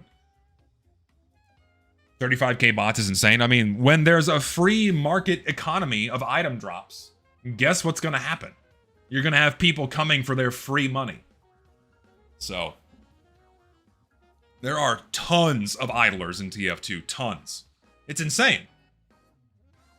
With the reputation of trading websites and knowing how many trading bots are out there, it's kind of like mitosis, but for pedophiles. Well, mind you, the bots I'm talking about are not trading bots, they're idle bots. You know, they're idling for item drops, which can then be converted into refined metal and then sold off for usually crypto or whatnot. But like actual trade bots, the ones that handle item trades, it's a mere tiny fraction of the total amount of bots in the bot ecosystem. So it's tens of thousands of idle bots, which again I showed that in this video, right? I showed it here. This one. Fucking where's this one? You know, I literally found 60,000 bots, verifying the figure of 70% that I showed in my first video about bots, and then I verified it again here. I verified it again here. This video. Here. I verify again that, like, okay, yeah, using the total number of people that are queuing, you know, and queuing activity, it's around 70% bots. Ish. So 3 different methods I've used. More or so meant the other game modes numbers like Payload Race, Special Delivery, Brain got fried. Oh, no, yeah, that's true. I mean, it is sad seeing, you know, fucking Payload Race having 8 servers, only 89 people, and most of them are on Hightower. There's no pipeline. There's one Nightfall server right now, and there's only 2 people on it. That's so sad, and I love this map. I love Nightfall. I love Pipeline, but you can't play it. You're not allowed to play it in casual mode. Sorry. You can play Hacksaw, though. Oh, there's only one. Wait, hold on. What the fuck? What's going on here? No, I don't want Nightfall. I want PLR Hacksaw. There we go. 2 people. What is this one guy? There's one guy in Japan just hanging out in a fucking Hacksaw server. And then one dude in South Africa, in Johannesburg, fucking playing on Hacksaw. What's going on? They're just like, they're just playing on their own, like exploring the map? Oh my god. It's so sad. It's so sad if you live in a low population region. Like, these guys were probably queuing for everything and then just got thrown into a random map to appease the queue. And now they're just sitting there. That is so sad. How long are they going to sit here? Like, how long will they remain in these servers? Wild. How many people are playing in Japan currently? Let's see. We'll look at the regions. Definitely not a lot. 25. So, as of right now, there's one 2-fort server. There's one, of course it's 2-fort. In Japan, you can play 2-fort.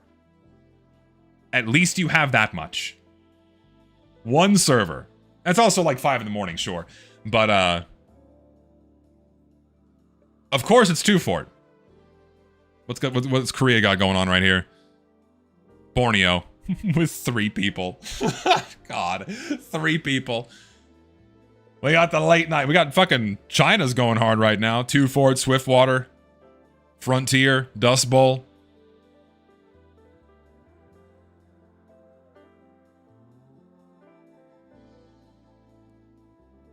What about North Korea, dude? What's fucking what's Mr. Kim Jong getting up to right now? We don't know. Crazy, this many people, like fucking 60 players in Dubai right now. Upward, Egypt. Of course, it's Egypt, and Winter Ridge. What? Why fucking Winter Ridge? Ew. And TF2 should have died on Meet Your Match. At least we would be playing Payload Race 24/7 in community server. No, yeah. If Valve servers shut down, there'd absolutely be a massive renaissance for Team Fortress 2. There'd be a massive resurgence of community servers to pick up the slack. Remember, that's how TF2 operated for the first 3 years of its lifespan. It was only community servers. And if Valve servers went away, honestly, things would be better in many ways. It would. Man's mustache is just slowly consuming more and more of the screen. Soon as IRL cam will be engulfed in brown facial hair. No, we're keeping it clean. I'm going to keep this clean for as long as possible. All right, I think that's enough of like the MvM and server shit. Do I even bother? Do I bother with do you guys? Okay, I'll ask you. Do you guys want me to look at the Solar Light and Blue Panda video? I'll ask you. I won't make the decision. I'm leaving it up to you. Do you want me to watch that on stream?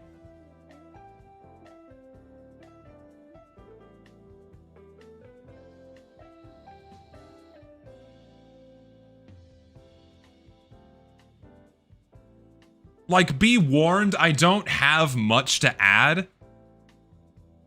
I don't have much to add to it, so it's kind of just going to be like a big watch-along. But,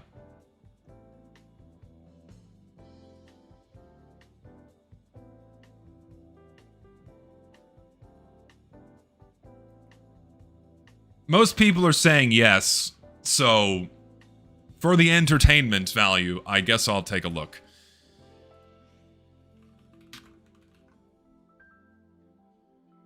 So, damn, I got 14,000 views? That's crazy. Last I checked in, this had like 8K views. That's nuts. Like, 14,000 views is like nothing to shake a stick at when it comes to something being viewed in the TF2 sphere.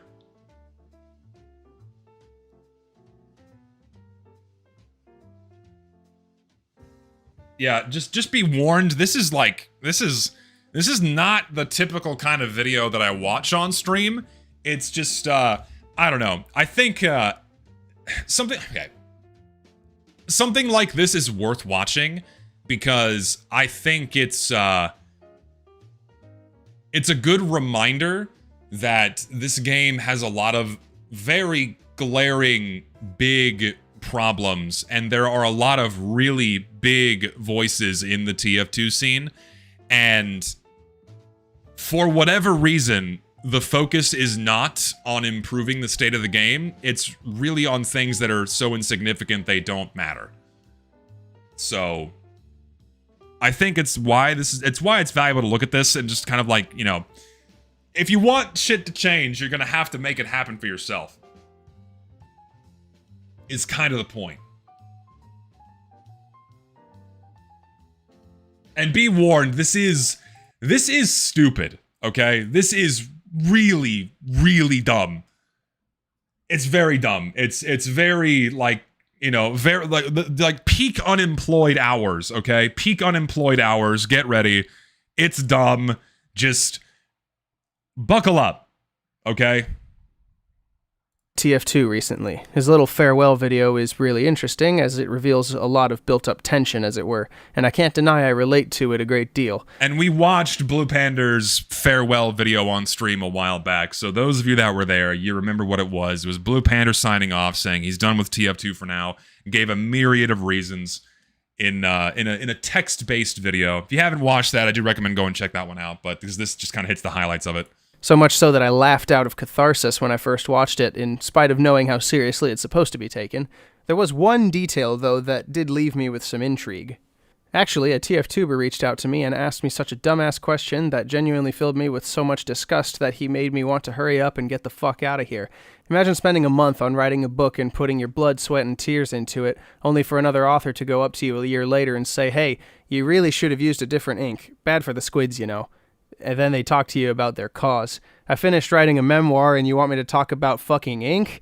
The giving tree that you built your house from is dying. Bye, lol. Following this is a side ramble that I found incredibly relatable and funny, as well as his expression of rage that there are some people still focusing on things regarding TF2 that, by comparison to other things, are very, very insignificant. His specific example is the base jumper, a weapon for soldier and demo man that replaces the shotgun for a parachute.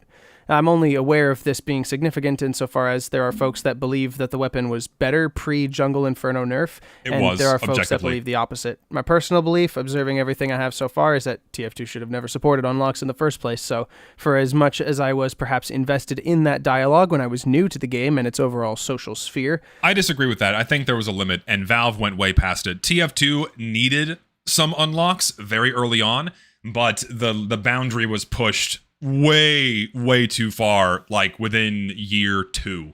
Like after year 2, year 3 of TF2 unlocks, things just went too far, right?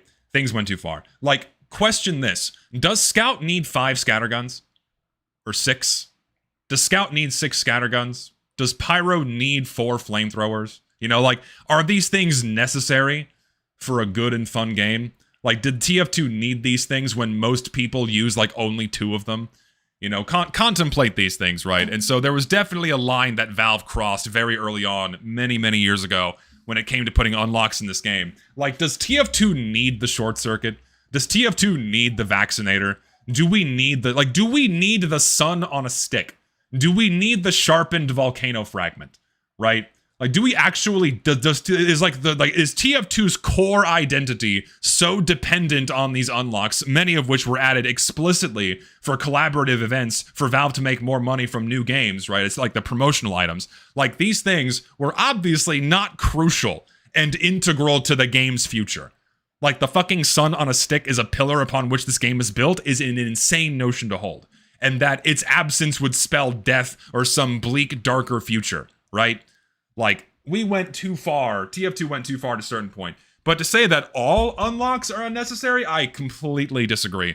Like, there are some that genuinely improve the gameplay in several ways. And there's some videos I do want to make about that in the future. It's a much more nuanced and detailed topic. I'm going to leave it at that for now. I've checked out of that discourse now. Outside of this weapon being mentioned twice specifically, this really seems to be the only context that could be drawn to such a paragraph of... It's hard not to talk about game balance when this is like, when the focus of this spat between Blue Panda and Solarlight is about balance. So we'll try to, like, reel ourselves in here. This isn't about game balance. It's much more stupid. Rage. The rest of the video is rather sentimental and a little charming. I only watched it at the time it was uploaded because literally everyone I knew was talking about it. I guess this Blue Panda dude is pretty significant. I didn't know who he was, and I didn't care too terribly much, but I did feel sorry for the guy. Seems like he's had a rough go of it here. Again, I relate a great deal. So Blue Panda being one of the nicest and most insanely talented people that the TF2 scene has ever seen. Like, hands down. Just one of the most talented fucking people that fucking exploded and made amazing work, and now he's gone. And I don't blame him. I don't blame him. I talk about it now more than a month after the fact. Well, that little bit of context got expanded upon after the fact, and it came across my desk the other day. I'm not exactly in the business of being the TF2 YouTube bad guy, but this seemed compelling enough to take a look at. A long look, I'm not sure, but it interested me. I'm not going to exactly string details along with this because the entire series of events is still ongoing in a weird way, so I'm going to just explain the timeline as I understand it with all the details revealed at the time of recording this and talk about it. I know that dates my video significantly, as the final nail in the coffin, so to speak, has yet to be firmly entered into the frame, but when that nail is finally struck, I hope this video proves why it's so important. About a week or so after the farewell video, Blue Panda provided context to that TF tuber remark in the form of a Google Doc outlining... He posted this in the in his on his channel after he departed, okay? And he put this Google Doc link showing a conversation. Discord DMs. This isn't a fully unedited archive, as he censors the name of the person messaging him. This person revealed himself to be the man messaging Bloop in his own public Discord server. The man is SolarLight, a guy that makes videos about Demo Night, I think. I don't really know, and I don't really care, because as far as I'm concerned, Demo Night doesn't belong in the game, so his content never Immensely based, completely agree. Interested me. It seems that Solar sent a very long message to Bloop on the 10th of June. He seems to be making a video about the base jumper, and Bloop censors some details out of respect for the privacy of his ideas and workflow. From the outset, SolarLight is incredibly passionate, let's say, about the subject matter. His fourth sentence states that he's researching the phenomenon of folks that think the current iteration of the weapon is bad. He specifies that these people are generally less skilled or less experienced with the items, which might be plausible if he could explain further. The reason I'm sending this message to you specifically is because you are one such example of a notable figure coping about the nerf. A bit hard and fast right out the gate, as you can see. Coping. Well then, it appears from this message that SolarLight is significantly confident in his beliefs, so much so that he will just come out and say that someone who disagrees with him has a skill issue. Pretty gutsy move there, but of course, I don't know at this point in the reading what— Remember, Blue Panda and SolarLight never had any kind of interactions. This is the first sentence that SolarLight ever sent to Blue Panda. Like, his initiation to his person is that he's being accused of coping about something. Like, think about how that would come off to someone that you just met, right? That's a hell of a first impression. What the context or support is for this statement. He goes on to say that Blue Panda has a video calling the weapon— No, yeah, the fact that it's their first ever interaction does make it, like, so much worse. Useless alongside the Righteous Bison and the Caber, and that he gave poor excuses in the replies to several comments.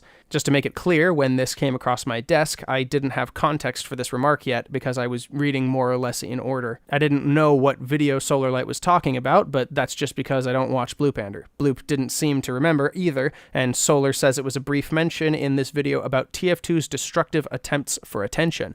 Think about that too, right? So Solar comes to him and saying, hey, you said these things, like, you're coping about the base jumper being bad, and then Bloop's like, the fuck you talking about? He had to, like, think and remember that it was just this, like, slight mention in a much larger video.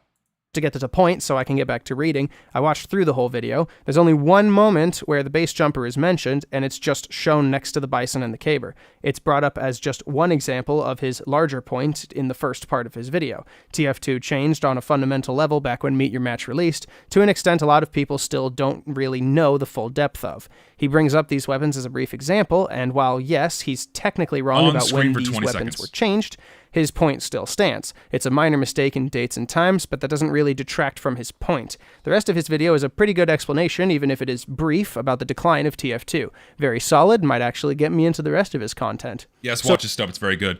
But yeah, usually so when you think about the waves of TF2 balance changes that TF2 received from 2014 through 2017, this is when Valve was trying to change the fundamental makeup of TF2 and push it towards an esport, and then they gave up after 2017.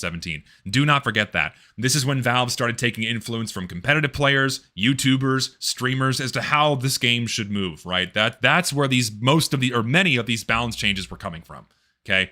Including but not limited to things like the Caber or the Gru or the base jumper or other things, right? Some of them were fine, like Valve nerfing the Razorback, that was objectively necessary, but like other ones were stupid because they were listening to the wrong people.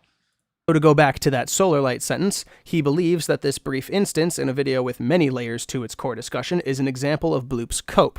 I also looked through all 1,106 comments at the time for any mention of the base jumper in Bloop's replies. I only found this one saying that the base jumper and Gru were nerfed for what I consider rather superfluous reasons from competitive players. I'm not sure how to verify this information, so for the time being, I'll take it as is with a grain of salt. I did find a comment talking about taking offense to the Caber being shown as a useless item, claiming that it's fun when the fight is near a resupply cabinet. Point being, the video is not about game balance. The point of being, the video is not about the base jumper or about how the game was rebalanced. It was like a very brief, tiny mention. That's what's being reinforced here. Which Bloop responds with, then what is it without the resupply cabinet? So true. Anyways, there's only one reply I could find mentioning the base jumper, and though it was Jungle Inferno and not Meet Your Match, therefore making it probably not as competitively motivated, it's not out of the question that Valve was still trying to balance the game in a more competitive-friendly way, as Bloop rightly pointed out several times. I don't really know if those were the real motivations, and in perfect honesty, that doesn't really matter for the scope of this video. No, it doesn't, but it is just objectively true that Valve is rebalancing the game based on competitive play and competitive feedback. Is that Solar Light has taken this otherwise innocuous detail, compared to the rest of the video, and run with it as a problem to the extent that he would direct message Bloop about it himself, and, within the first 2 paragraphs, accuse him of coping, poorly researching details, possessing poor willingness to practice and utilize the weapon. To me, that's insane. Like, oh, you're poorly like, yeah, he's like, here's this tiny, brief little mention, right? Like, here's this tiny, brief little mention of this item in this video. Yeah, you did some poor research there, buddy. Like, you should have thought about that before putting in there. Like, dude. Oh. And maybe a subtle jab that Bloop himself is just not that high in skill. Remember, this is all in reference to one instance of it showing up in the video. If you Control F on the video's page with the transcript open, the results don't even show the weapon mentioned in the transcript. It's just in that one comment and one reply, and a few comments that were made after the YouTube post that this message comes from, but I'll get to those later.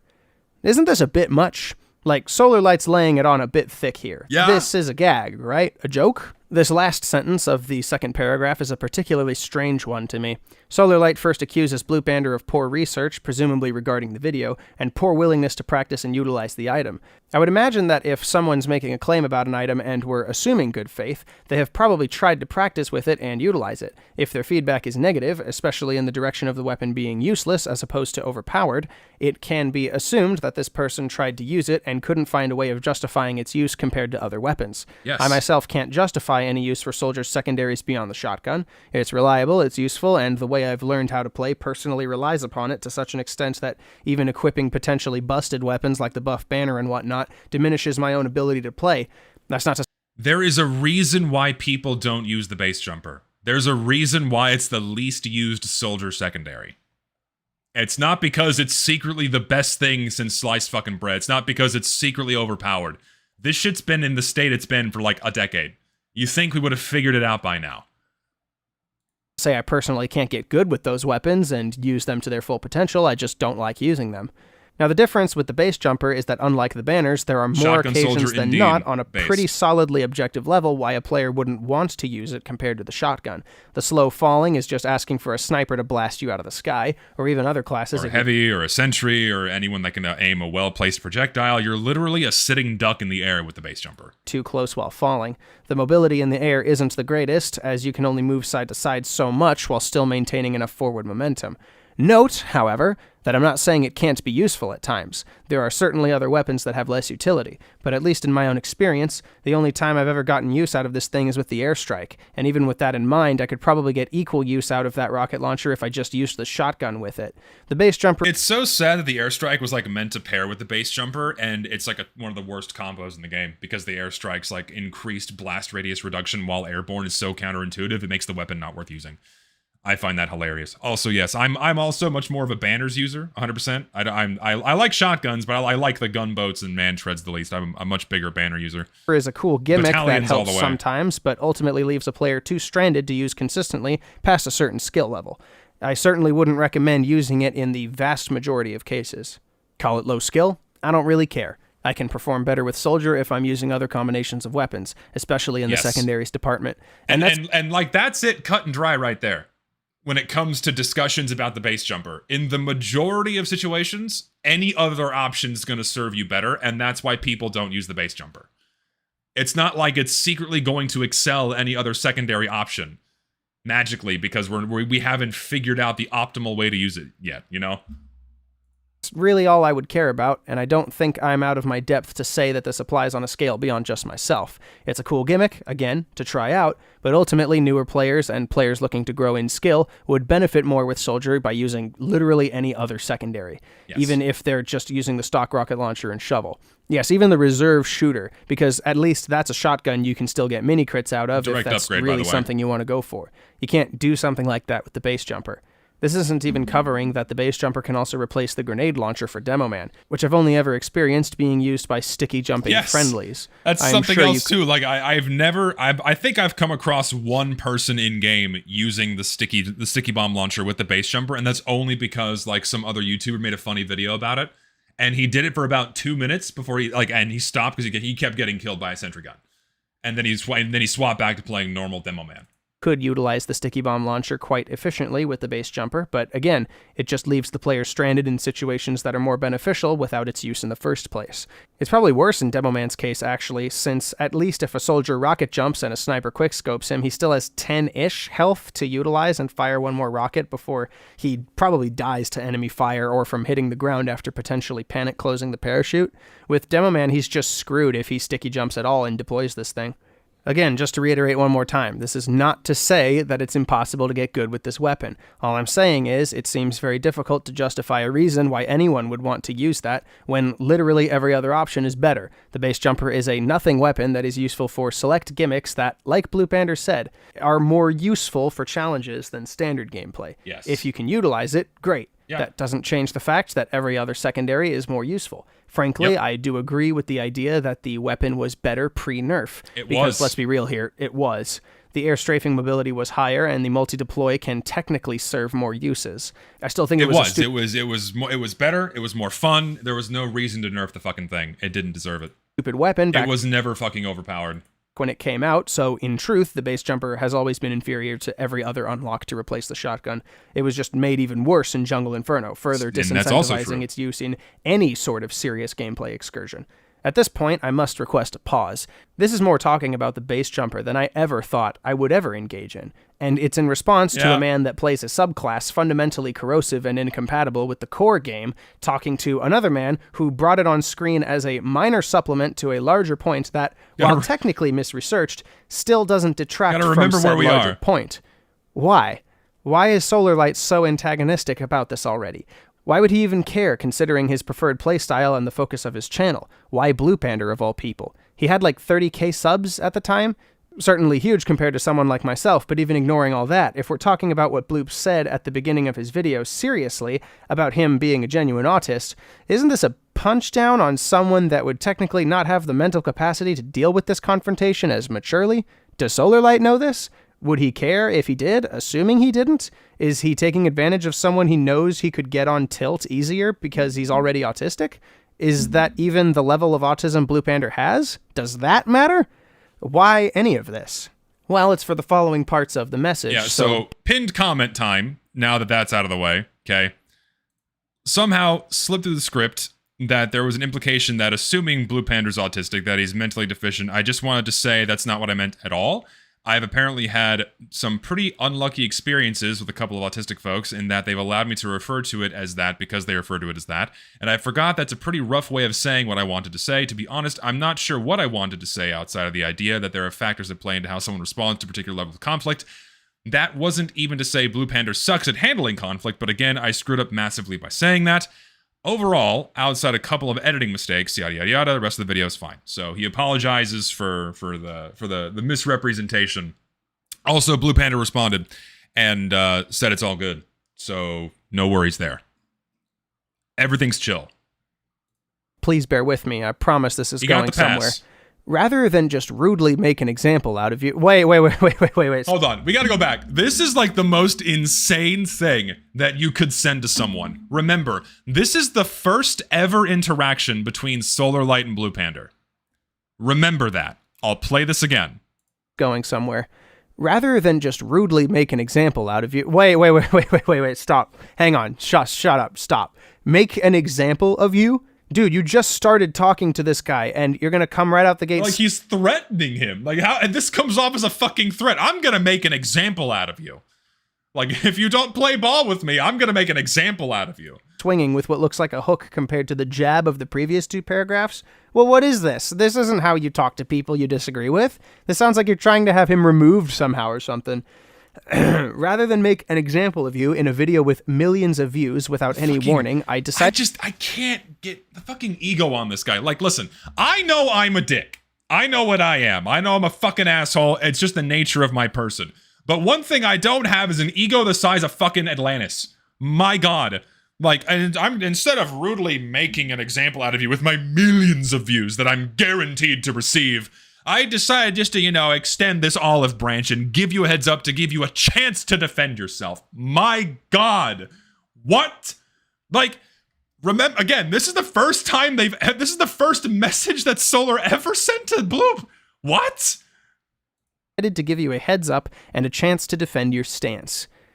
You're giving him a, sporting chance? A last attempt to defend the most meager and frankly insignificant detail of his video? I know I'm the guy that goes into things folks say ain't that deep, but is this really that deep?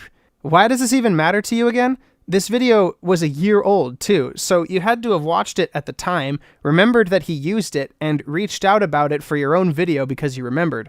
Or you watched it recently, and it inspired you to reach out. Whatever, it doesn't matter. Point is, this is super duper aggressive for literally no reason. To be clear, you are not the only subject matter worth talking about. You are not the only subject matter? So this isn't about the base jumper, it's about Bloop himself? What, is he going to attempt slandering Bloop in his video? It's like... you're not the only one. Like you, it's about you. You're not the only one. You are a subject worth talking about. Oh my God! I don't understand. This cope is everywhere and is a symptom of players not doing any research into how the item works, not practicing their air movement. You don't need to understand every intimate detail of the mechanics of a weapon in terms of oh, this is like the absolute maximum potential. You can just play with it in game and experience why it's bad. Etc. Okay, you could have just led with that and dropped the combative language. It sounds like you're still looking for a fight, Solar. And also, I suppose you could say that depends from player to player. I'm sure there's pros in the competitive spheres or even in general movement spheres like jump maps that would say the base jumper sucks. Are they as much at fault here as the low-skill copium huffers you speak of? Also, I think people know how the item works. The stats are on the wiki, and they can use it in-game. Not practicing the air movement is kind of irrelevant, since I'm sure a fair few players that would fall under Solar's description are just trying to gain some experience actually playing the base game as it stands presently. Also, again, why are you framing this as cope? That is so not open to dialogue or discussion about this, which I thought was why you were reaching out to Bloop, to get his clarification and elaboration. I don't think you'll get that by being so rude. I also recommend watching Get Jane's 2-part video series which exposed the nerf as overblown, as Valve was incorrect in their patch notes. The air control nerf isn't even real. WASD inputs while deploying the chute are identical. I had to see if this was true, so I looked up TF2 base jumper demo. So, the nerf is a thing. Like, the redeploy thing is fucked. The air movement is slower. Like, these things are just true. Okay? It is worse than the pre-nerf version. I don't think anyone's ever going to argue otherwise. And how it stands right now, it's still not good.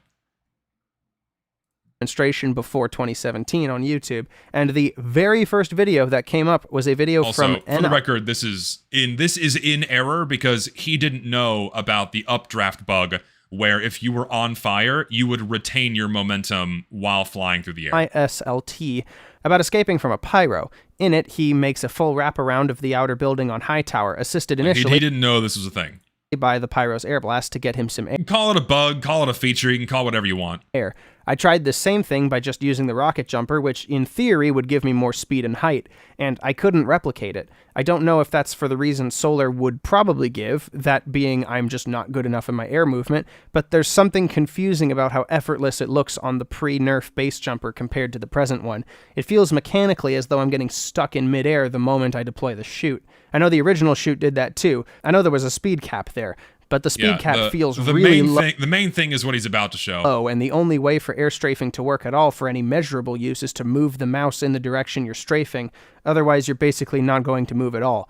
I've played on revert servers, and the base jumper doesn't feel nearly so restrictive there, so Unless there's some proof in his upcoming video, and evidence that even the revert servers get it wrong, I don't believe SolarLite at all when he says that the air strafing is identical before and after the nerf. Yeah, he's definitely moving faster than I was. That's probably what part of the 50% reduction on air mobility means. Didn't know about the Forward bug. momentum probably got cut alongside strafing impact. This is the thing here. So this is pre-nerf.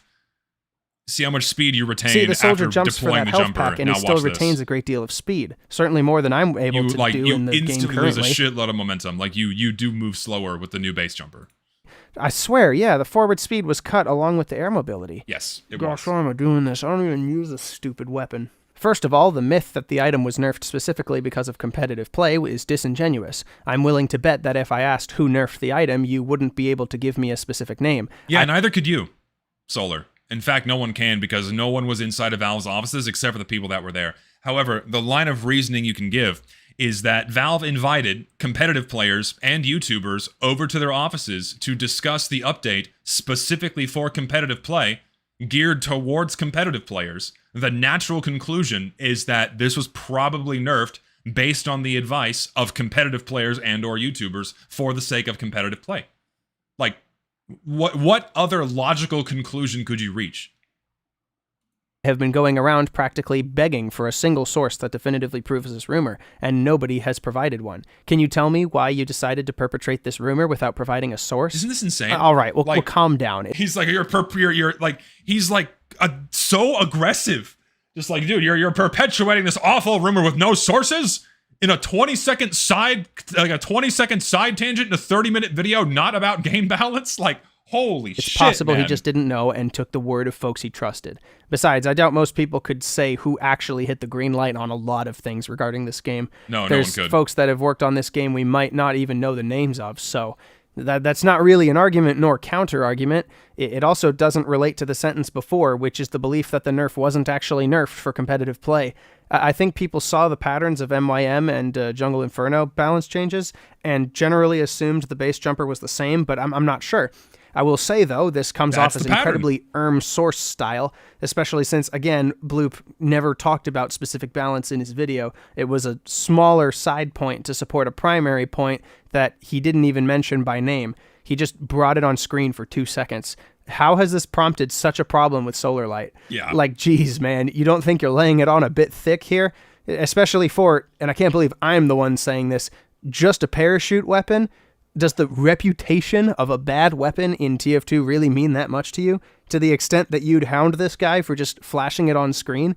Why? What? Are you going to do the same for his SDGs for flashing the nerf stat on screen in his 4-hour video too? No, he didn't. Why? Or why not, maybe? Solar goes on to talk about a player that he insists was actually helping casual play rather than competitive play. I don't know if it's true or not, nor do I really care at this point. His credibility is soured by the horrid levels of rudeness present, even assuming... I don't know what discussions High GPS had at the Valve offices, but in fact, I wasn't even sure that I didn't even know that he visited. But him advocating for a base jumper nerf still goes to the point of Valve was listening to YouTubers and competitive players and not actually paying attention to their own game and how the majority of people engage with it. It is true, though. I don't think they would have just made a It's just not a smart thing to do as any game company. Don't listen to YouTubers. Don't listen to streamers. Don't listen to competitive players. Never do that. That's like one data point out of the massive ocean of tens of thousands, if not hundreds of thousands of players that are engaging with your game. That's a horrible, horrible thing to do. Never do that. compromise change like they did with the Razorback. Yeah, High GPS is the now ancient balance mod guy. He's a chill guy. I'm not like shitting on him or anything. Don't get me wrong, but just don't. No company should do that. That Valve thought it was strong in all modes of play. I really think you'd struggle to come up with concrete evidence for that specifically. I hate to fire back with someone else's arguments, but like, if I asked you who at Valve thought the base jumper was strong in all modes of play, would you be able to come up with a single specific name concretely? No, because they were told that by a fucking community figurehead. No one at Valve was even playing TF2 in 2015. You think they play tested shit? You think people at Valve are playing fucking TF2 in 2015, keeping tabs on how everything was working? Fuck no. Why else do you think they brought over competitive players and YouTubers to consult them? because they don't play their own fucking game. They weren't playing their own fucking game. The nerf to the Bison proves it. That proves it, right? Remember, Valve nerfed the Bison because they thought the projectile penetration was a glitch, even though it was a stat on the tip screen forever. Huh?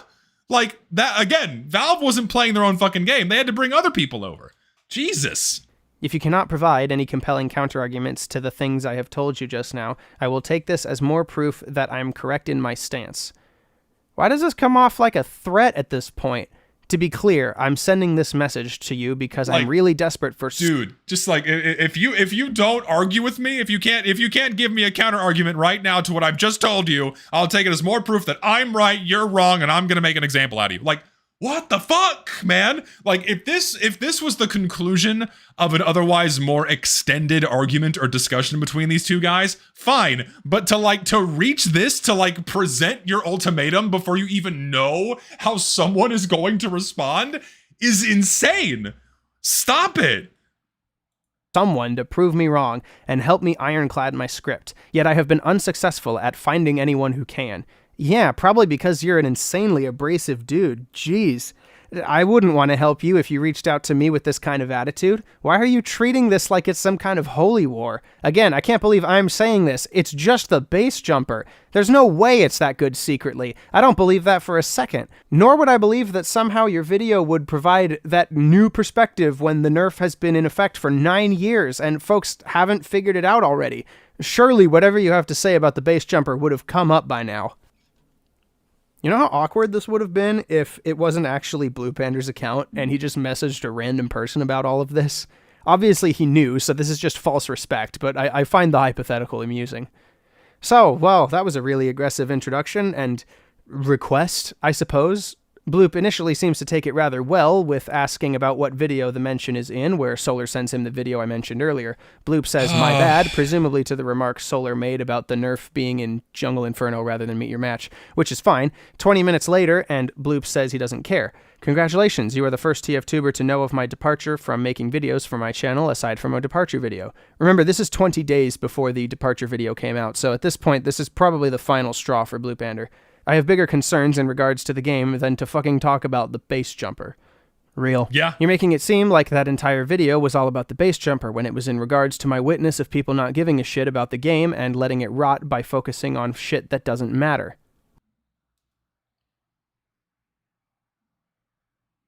I would give the puppet a hug. I would give the big pink puppet a big fat hug.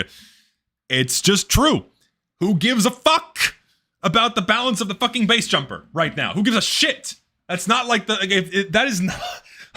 Again, no YouTuber is obligated to make videos about certain topics. Like, no one is obligated to make any kind of specific content. But the fact that this is the focus of so much energy and contention, and not the fact that playing casual mode is fucking terrible, right, amongst the game's many other problems, is insane that this much energy is being dedicated towards the balancing of one weapon in this game compared to all of the other horrible problems it faces right now. Like, what are we doing? This is pretty fair since, yes, Bloop's entire point of that video was that there are so many issues, weapons only being one of them, and at a point far less consequential than other more immediate issues. Meanwhile, Solarlight has reached out with a very aggressive stance on the base jumper to the extent that he'd give Blue Panda what reads like a sporting chance against some kind of horde, as if he's going to slander Blue Panda for saying something he didn't like or being something he's not, because... Stream title is not clickbait. We covered stuff happening. It's earlier in the stream, but it's there. Not clickbait. He just briefly flashed the base jumper of all things as an example of certain weapons not being really useful outside of challenges. Combined with all the factors mentioned in the farewell video, which I can imagine had been building and building in Bloop's mind for quite some time, I can't exactly condemn him for responding with such an abrasive and sarcastic tone. He's probably more annoyed than anything at the fact that his entire point was missed for the sake of a tiny detail that ultimately means nothing. Imagine making... because I experienced this too. I made my 4-hour video about the fucking destruction of this game by pushing it towards competitive play, and then the fucking fallout from Meet Your Match and the shit we still deal with. Like, imagine that entire video and then only honing in on like one little factoid that they disagree with. Like, I don't know, for example, like a disagreement on when Overwatch first leaked, or a disagreement on, you know, the timing of one specific thing, or the reasoning behind the nerf of one specific thing, that and only focusing on that and blowing that up as if though that was the entire scope of the video, I would be insulted. I would be. I'd be fucking insulted. Like, that's the one thing you took away from the entire fucking video, and not the overall larger message that the game is fucked right now. Like, I'd be pissed. Like, the response that Bloop gave is 100% warranted, especially with the level of aggression that was presented via Solarlight's message. Jesus Christ, man. Don't slander the base jumper, oh Solar will find you. Dude, I read some of the comments on this video. Like, there's multiple people, more than one, several, commenting on this video saying, yeah, we were talking about the base jumper on Reddit, and then Solar would swoop in and then write like a novel in response. Ugh.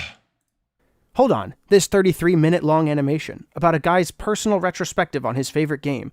Fucking called the base jumper worthless? Yeah, that's exactly what it reads like. Right on, man. Also, way to stroke your ego. This video is bound to receive 1 million views, so this is your one chance to defend yourself. Again, yep, that's how it reads. It's very hard to read a sentence like, rather than make an example of you in front of millions of people without warning, I'm giving you a chance to defend your stance. Charitably. Solar responds with saying that he didn't say the... You wonder why I don't like the guy. This is like the first interaction I had with him. Like, the very first conversation we had was an argument about like Pyro's air blast, I think, on Twitter. And then he immediately deviates into something completely unrelated. It's like, yeah, aren't you like that racist guy? Aren't you like that really horrible, mean person? I'm like, what the fuck, man? We're talking about game balance here. Like, just from my own experiences, Solar's not a very pleasant person to speak with. And this is kind of reinforcing that. The entire video was about the base jumper. He was just trying to pry at why Bloop might have thought the item was specifically bad. Technically, yes, Solar's correct. He didn't say the entire video was about the base jumper. But man, if you didn't have the context like myself when this first reached me, you'd sure think it was, at least in some large part. It's not, though. At no point did I attempt... To be honest, I still really don't know the situation very well, but it's not like a kind of an implicit threat to invoke making an example out of you in a million view video. It's crazy to me. Yeah, that's like, you don't speak to people like that, especially in your first message. To not only say like, yeah, you're coping about something that I disagree with you on, but also like levying the threat, because it comes off as a threat of that I'm going to make an example out of you in a video that's going to get millions of views. Be prepared to defend yourself, otherwise I'm moving forward with this. Like, sorry, Bloop, you're not given any choice in the matter. Either you come to an agreement with me about this, either you like provide a counter argument that I'm personally satisfied with, and if I'm not personally satisfied with it, I've already laid out my ultimatum here. I've already laid out the conclusion of this story. I'm still gonna like make an example out of you in a video with millions of views. How else do you interpret that as like antagonistic and threatening? Oh. To be disrespectful, aside from mention that you will be talked about in content as an example of why some arguments are poorly researched or poorly backed up. Yes, you said the second part, but no, the tone of voice you... Solar, if you're that desperate where you've gone to a 20-second non-sequitur is the wrong word, but you went to a 20-second brief mention of the base jumper in a 30-minute video about how the game is fucking dying as your evidence for people not doing good research on the base jumper, if you're going to that length to find people that have counter arguments against you to like prove wrong in your video, what are you doing? Seriously. Has Solar apologized for any of this at all? No, of course not. Not to my knowledge. I do believe he's probably more right about the nerf, but it's just kind of crazy to diarrhea blast 15 condescending paragraphs and vaguely threatening like this. No, Solar Light does not apologize. No. It's not in his nature to assume responsibility for something he's done. You know, especially when called out for being a hypocrite, slurs.tf, you know. Used to deliver that was unbelievably disrespectful. The tonal whiplash from this message versus the introductory ones is honestly shocking. My point was to criticize the content, not criticize you. I think your response here just helped me prove that the rejection of the nerf isn't in good faith at all. What? No, you grade a retard. That's not how that works. See, I just called you a retard, but that doesn't mean the base jumper nerf discussion isn't being held in good faith. Blue Panda got mad because of all the things to hyperfixate on in the video. It's at best a tangential point that's ultimately not that important in the grand scheme of not just... No, yeah, remember Solarlight made an announcement inside of his Discord saying he was going to, like, make a statement about the slurs.tf thing, and then he did genuinely make the smart decision of just ignoring it, you know. Smart thing to do is just ignore it and not, like, issue a public apology. Trust me, it does not work. But, yeah, once he got called out for using, you know, the hard R amongst other slurs, he got hissy and pissy for other people using, like myself. By the way, no hard Rs. No hard Rs on my part. Him, though, we got you on record. We won't forget. We won't forget. But, the video, but the beliefs he outlined within it. What on earth are you talking about? He didn't even address the base jumper itself yet. He's just upset that of all the more important things to focus on, you'd rather talk about the thing he didn't even mention vocally in the video. That's not bad faith interaction. That's perfectly reasonable. That's like if someone in a video about guitars talked about how a certain instrument is designed really poorly, and someone starts spurging out to them about how this is actually poorly researched and damaging to the reputation of the brand of tuners on the guitar, in spite of the tuners being a generally minor point to that video overall. Frankly, I don't blame Bloop for not even interacting past this point and just trolling Solar. This guy shouldn't be taken seriously at all. From this point, I believe Bloop blocks Solar, and the mention is made in the farewell video released 20 days later. So with this context, that's definitely a good explanation for why that thing I was talking about in particular with the farewell video was made so distinct. Now, you'd think this is where this would stop, right? Like, okay, we get it. Solarlight's a bad faith arguer, he was needlessly antagonistic with Bloop, and then immediately denied doing so. Move on, right? Big deal. Let idiots be idiots. Why the publicity? It goes a bit farther, though. Turns out after this conversation, Solarlight went to his Discord server to start bragging about how Bloop couldn't disprove Solarlight's points about the... Yeah, just had a message exchange with Blue Panda where I asked him to disprove my points on the base jumper. His response was to spurg out and block me. Ladies and gentlemen, more proof that the rejection of the nerf is not in good faith at all.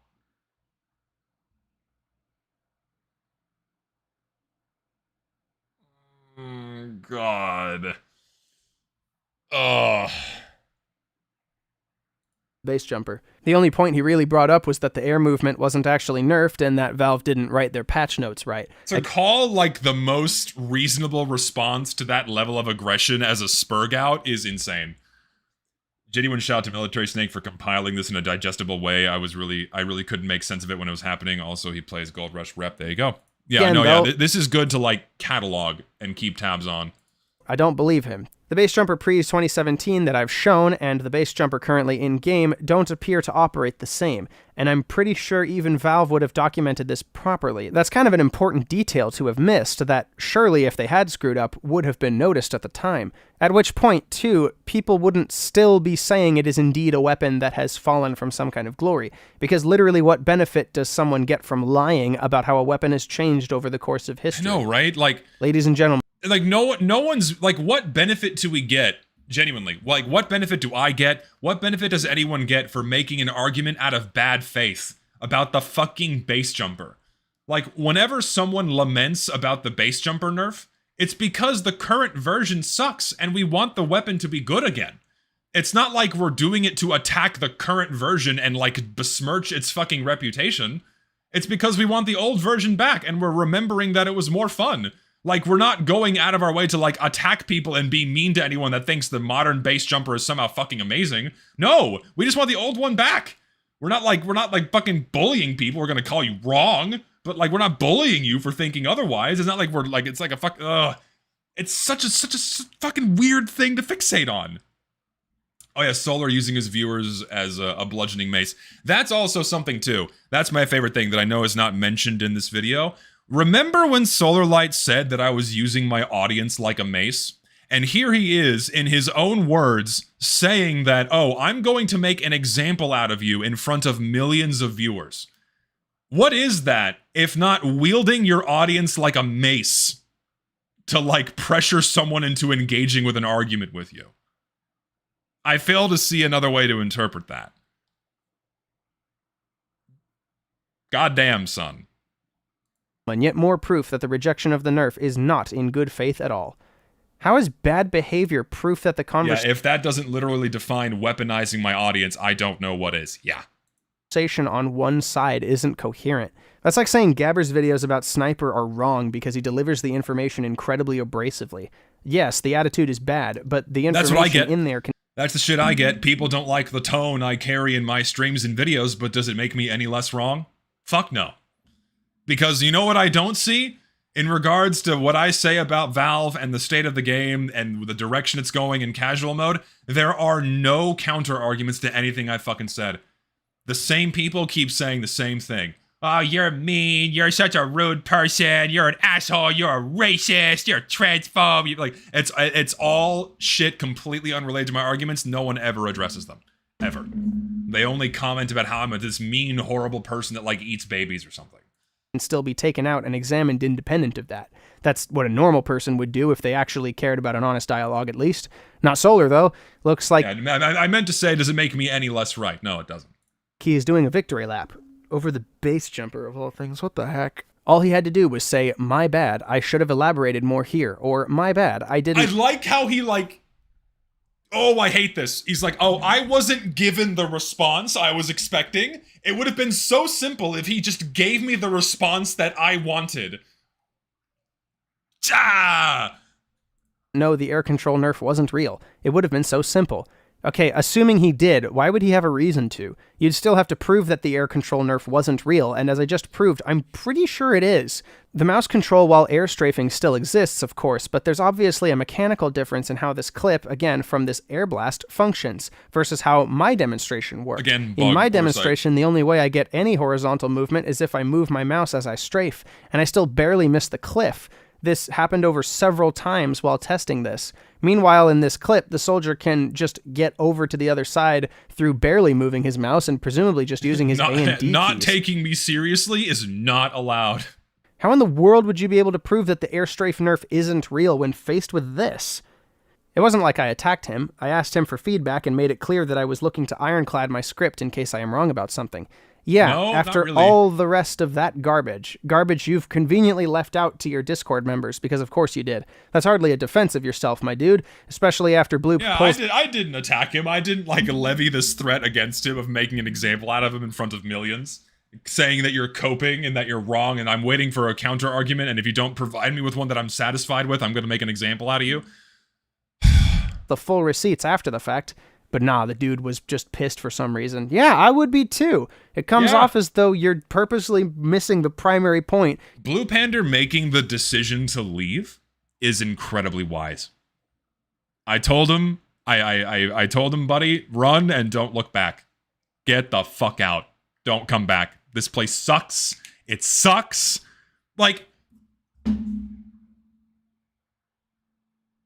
okay. Imagine you're in Blue Panda's position.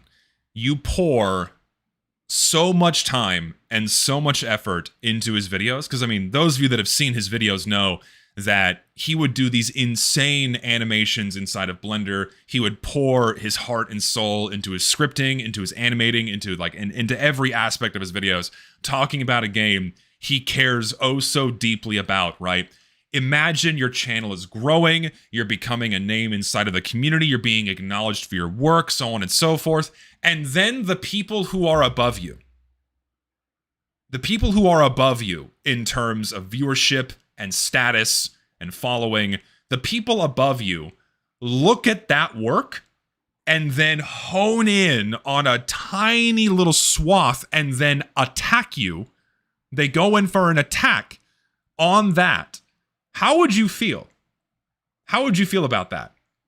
Being a smaller YouTuber and then someone in this upper echelon who's almost 10 times your size comes down, and graces you with his presence and then says that shit. At minimum, any sane person would be frustrated. Like, oh wow, this guy watched my video. Wait, why are you focusing on this 1 20-second backhand comment I made about balancing? Are you not going to, discuss anything else I said in that video? Like, the other 99.99% of that video talking about the game's declining state, you're only going to focus on this 1%, or this 1/100th of a percent and be really combative about it? That's it? Like, I'd be like, fuck you, guy. I'm not talking to you. Like, that would be fucking bleak if that's like one of your interactions with someone that's of higher status inside of any community. Like, coming down and it's almost like punching down, right? It feels that way. It comes off that way. It'd be fucking bleak, man. Yeah. I would leave too. Like, if that's the future, if this is like the game that you have to play, if these are the people you're playing ball with, why would you stay? I'd be gone. I'd take my talents elsewhere. To hyperfixate on one detail. I understand the ink analogy from the farewell video a lot more now. Jeez, this is a textbook example of being purposefully obtuse. The hilarious thing is that I literally told him I'm DMing you because I thought it'd be rude to just mention you in this vid. That's not what you said! That is not at all what you said! Those words were not written in any way in that fucking comment. You said, you said, you're coping, and I'm giving you an opportunity to defend yourself before I make an example out of you. And then the dude does the equivalent of directly walking into the drama minefield. What are you doing? This is particularly poignant to me. According to Solarlight, Bloop walks into a drama minefield by not humoring Solar's bad attitude. But Bloop didn't do anything. He actively disengaged and trolled. Bloop just doesn't humor the disingenuous attitude of Solarlight. You did the right thing. That's walking into a minefield? Bloop wasn't going to make a video about Solar specifically. In fact, I think the footnote of this interaction without even mentioning Solar by name in his farewell video is far more generous than Solar deserves, but that's neither here nor there at this point. Was this a threat on Solar's part? Was that theory I had earlier about trying to make a boogeyman out of Bloopander something that he would realistically do to drag him into the drama? I can only guess that the dude felt, oh shit, I'm wrong and he's going to talk about it. Oh, you're so threatening, Solarlight. Oh, you're so threatening to where you think that this is his interpretation of your encounter. That, oh shit, I'm wrong. I have to hide. I have to run away. Dude.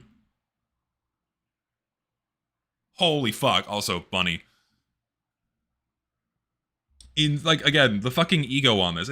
And he reduces his response into a tantrum? Really? The response you got was way more cordial than you deserved based on your initial message. I'm going to throw a tantrum on why there are other things more important to talk about than the parachute. That was the video! That was the fucking video! That whole video was talking about things that were more important than the base jumper. That's why it was only mentioned for like 5 seconds.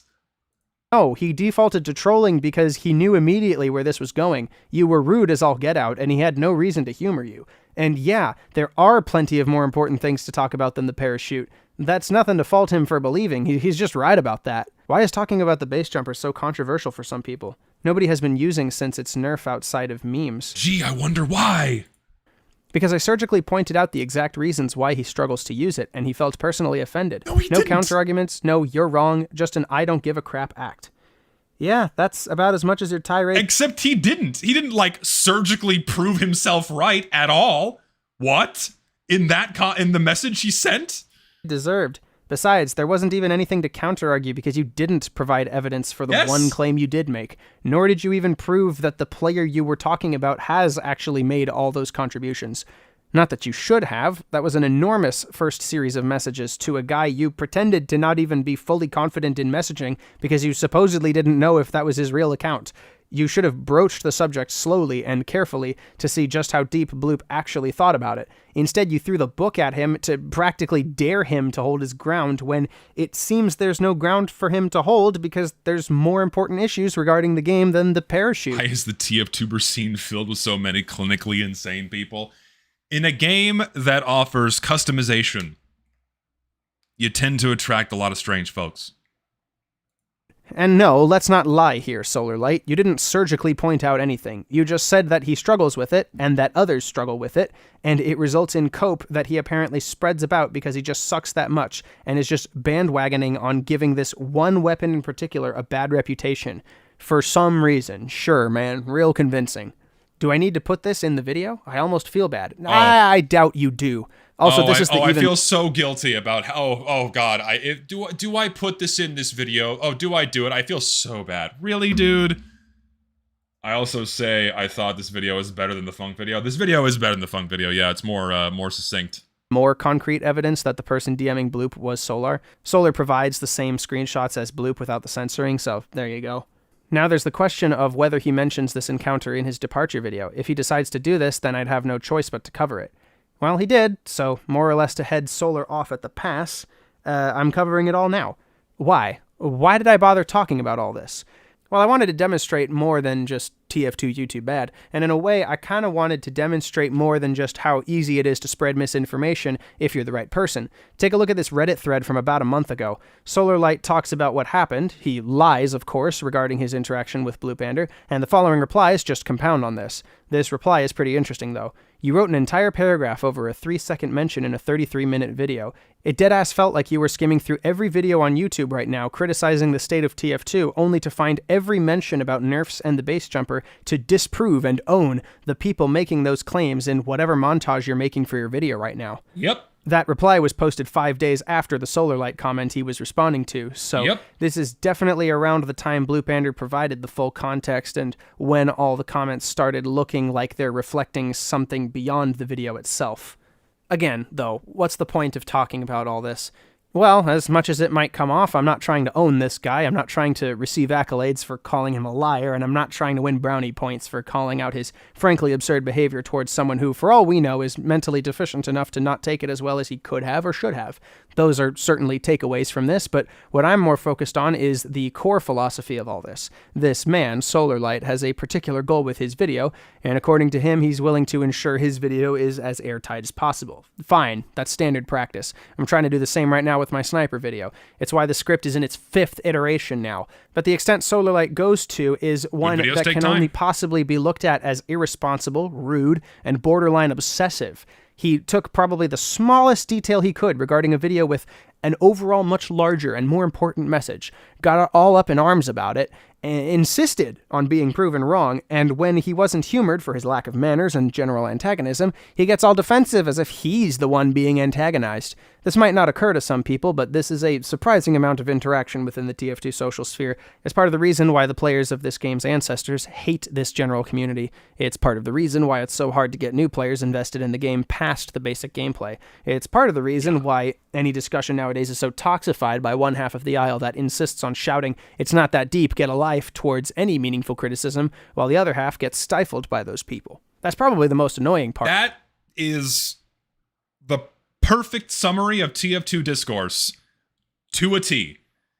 The people that want to talk about the game's miserable state, the people that want to focus on the problems and try to get this game going in a better direction, are constantly head off and stifled by the people that say, it's just not that big of a deal, shut up, why do you care? Like, this is why anyone from the outside looking in wants nothing to do with the TF2 sphere.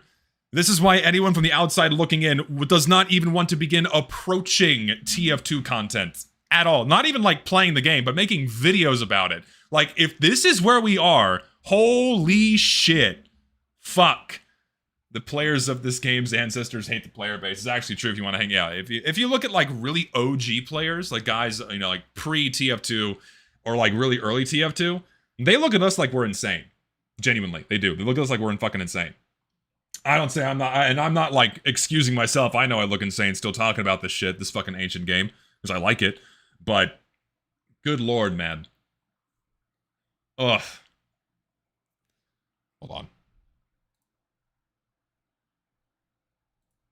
All of this is purely because of one man's apparent obsession, I guess, with a parachute that pales in comparison to any of the other side grade options. Look, Solarlight, I get wanting to prove people wrong, okay? I've been there, I've done that, heck, I'm still doing that, if you want to be pedantic about it. I want my sniper video to be incredibly detailed so I can discover the truth of the matters discussed by the general populace that don't get the attention they deserve.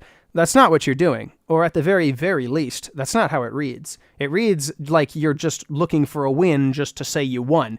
This looks like you're trying to just own people for the sake of it. This looks in some ways like you were the final straw that broke Bluepander's back. I can't say I blame him. If I had to interact... Yeah, it really did seem like he was kind of boasting, like, oh, I was the one that, like, was the final push to make Bluepander leave. And yeah, I don't blame him either.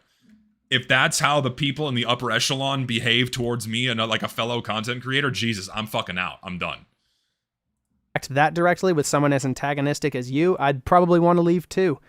Like I said in the Funk video, people with a certain level of influence have a certain level of power. They have a responsibility to use that power appropriately, and a case can very easily be made that Solarlight is leveraging his power, million views threat, to bully a genuine autist out of a game's community, all because he wanted to be self-satisfied, because he just wants to be right.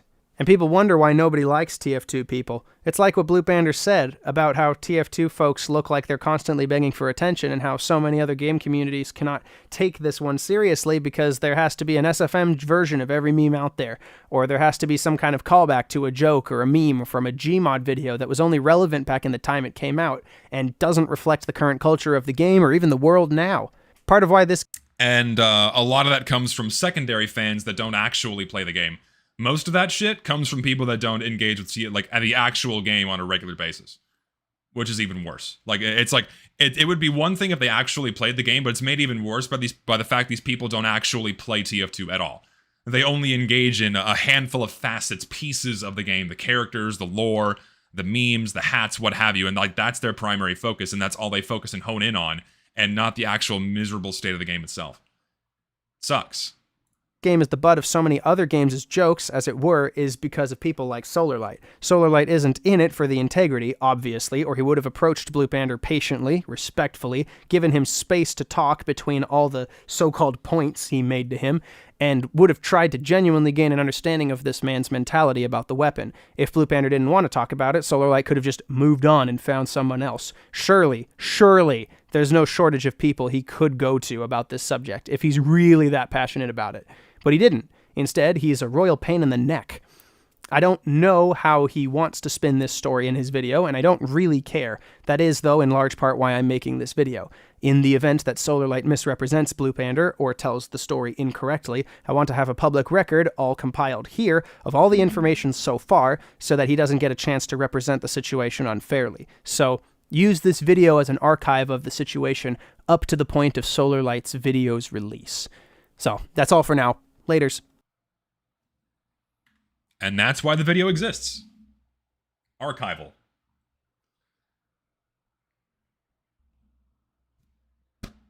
There you go, I watched it. I gave the people what they wanted, I watched it. Also, yeah, very good video. Very well said, very well articulated. Yeah, man. Listen, I know people call me a dick, but I don't think I've ever... I don't think I'm that bad. You know I can be a dick, I can be abrasive, but I don't think I'm that bad. I try to be as cordial as I can be in DMs, you know? Or when I'm speaking to someone one-on-one. When I'm streaming and shit, you play it up a little bit. But when it comes to, like, directly messaging someone, you don't do that, man. You don't fucking do that. Ugh. But yeah, good video, man. Solid airtight stuff. I'll post the link. Here you go. Link to video... Link to video, go give it a like and all that stuff as I should like it too. As per usual. I'll sub too. Yeah, there's plenty of comments to go through as well. It's a lot of the comments are just kind of reiterating the same thing people have already been saying in chat. You know, alongside a few examples of people commenting on how he behaves on Reddit whenever someone like makes a comment about the base jumper, then Solarlight comes in and posts like a massive wall of text. That kind of thing. So for those who want to, you can comb through the comments and whatnot. It's just yeah. When you are a YouTuber, I feel like Solar should know this. Whenever you're a YouTuber, everything you say and do is going to be cataloged and looked at. Everything you say and do, you have to treat it as if though it's going to be a matter of public record.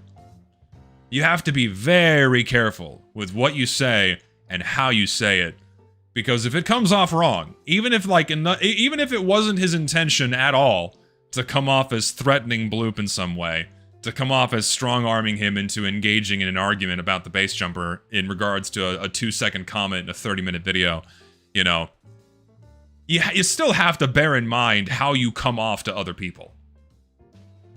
You gotta be careful. That's my advice. I'm sure he should know this by now. You gotta be a bit more careful with that shit. Yeah, and from what I've seen, because other people have been sending it to me as I was watching this, he only said that, like, yeah, I came off as a bit of a dick, but that's like the only acknowledgement he's made about this video. So.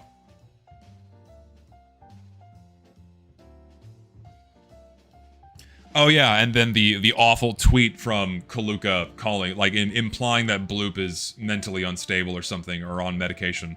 I forget what he said exactly, but yeah. And again, you wonder why people don't want to stay. You wonder why people don't want to remain within the TF2 YouTuber sphere when you'll just get attacked by people and called mentally unstable for, you know, saying shit like this. Appreciate the walkthrough, man. You're the king. Thanks for getting more eyes on this stuff. The research for this is absolutely bonkers. Man, and, like, you didn't even... Like, I don't know how... This is so stupid. All of this is, like, monumentally stupid. But, like, you know... You're relatively new to the TF2 sphere, and you're, like, you're a small channel, and it's kind of inevitable, the more you speak about this game, the more likely you're gonna come across the other people in this sphere. But, like, I don't know how much you know about, like, me or Solar and, like, the history and all that shit there. But, like, this really isn't anything new from him. He's kind of always been this way. He was always kind of a dick from me. You know? He's always been a dick to me. And, and my first interaction with him was just about as unpleasant. Genuinely. And any subsequent interaction I've had with the guy was also not very good. I mean, and to, like, reiterate the point, because, again, pointing out the hypocrisy here is always oh so sweet. You know, the idea of me swinging my audience like a mace against those I disagree with, when please show me a single instance of myself doing that in any capacity. You know, whereas he goes out of his way to, like, punch down on another YouTuber saying, yeah, I'm gonna make an example out of you in front of millions of viewers. That definitely sounds like wielding your audience like a mace. Moreover, some years ago, you know, back when I said some mean words, I said some nasty words, mean words, you know, he tried to get me banned off Twitter by having people mass report my account. Like, and I wield my audience like a mace? Come on.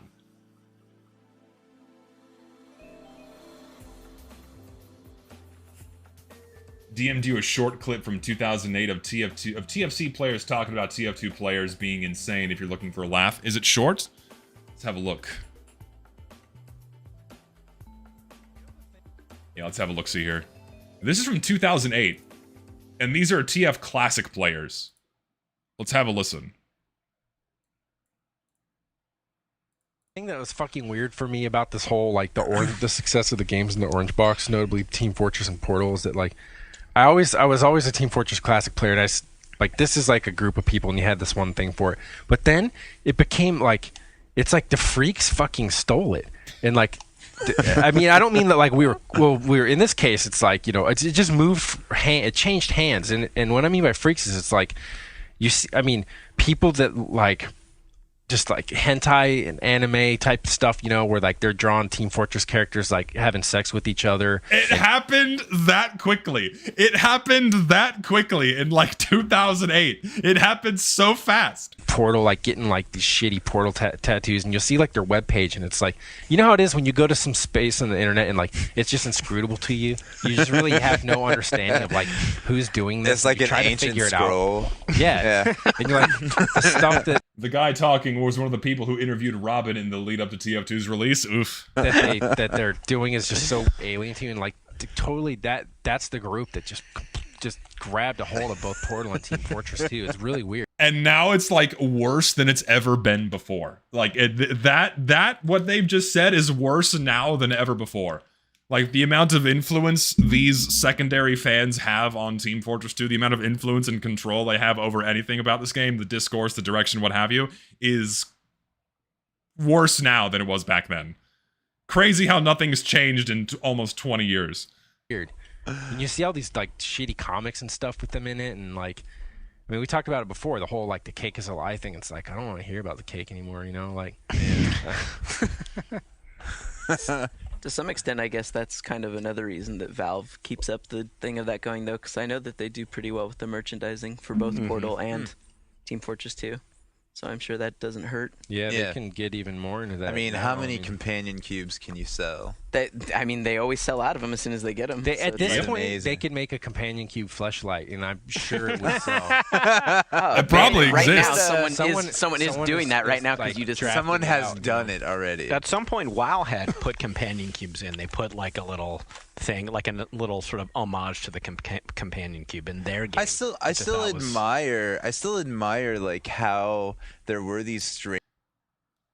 I wonder if these guys would look at TF2 now. They'd feel vindicated, but like I wonder how they would react to the state of TF2's player base and its community now. Genuinely, I wonder how they would react. Strangely resonating things in that game that people just couldn't let go, like the companion cube. The companion cube was really, I don't know, I don't want to be too predictable because I always bring up like Asperger's all the time, but I mean that's the case where I kind of wonder when someone tells you that they felt more for the companion cube than they did for, like, you know, the Little Sisters and BioShock or whatever, all these other Alex and Half-Life. Yeah, view count 1.3k views with one comment. No one's seen this shit, man. It's like, Yeah. you really got to wonder at that point, you know? Who said that though? I I've thought seen the that companion cube was over just and a over joke. again. Like, I mean, Yeah, I liked it. I thought as it a was funny, joke. yeah. It was a great joke, but I've seen that I all felt over. nothing for do companion cube. some searching for it, you know? I mean, I've Really? seen tattoos where on one guy's arm he'll have a companion cube and it says love, and on the other is a cake and it says lies beneath it. I mean, it's pretty. It's no, pretty, really? It's real. That's real.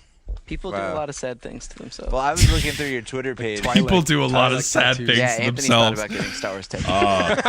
Actually, he actually has it planned that he wants to get the symbol of the Old Republic and the New. I'm not gonna knock tattoos, Oh, but my some people Lord. get cheesy ones, man. I Cut off I Anthony's witnessed- like pay right now so you don't fund that like trip to the tattoo parlor. I don't pay. No, yeah, I need to get this fucking thing removed. I gotta get this shit lasered off, man. Holy shit, talk about I regret getting this shit. I want it gone.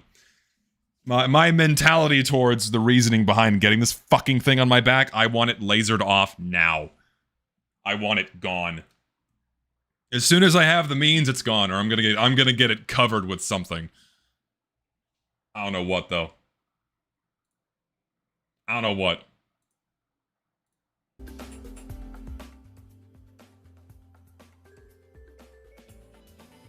Yeah, like I have just the logo on my shoulder, and my reasoning behind it, and some truth still holds into this. You know, there's still some truth in this. Like, this game has had a significant impact on my life.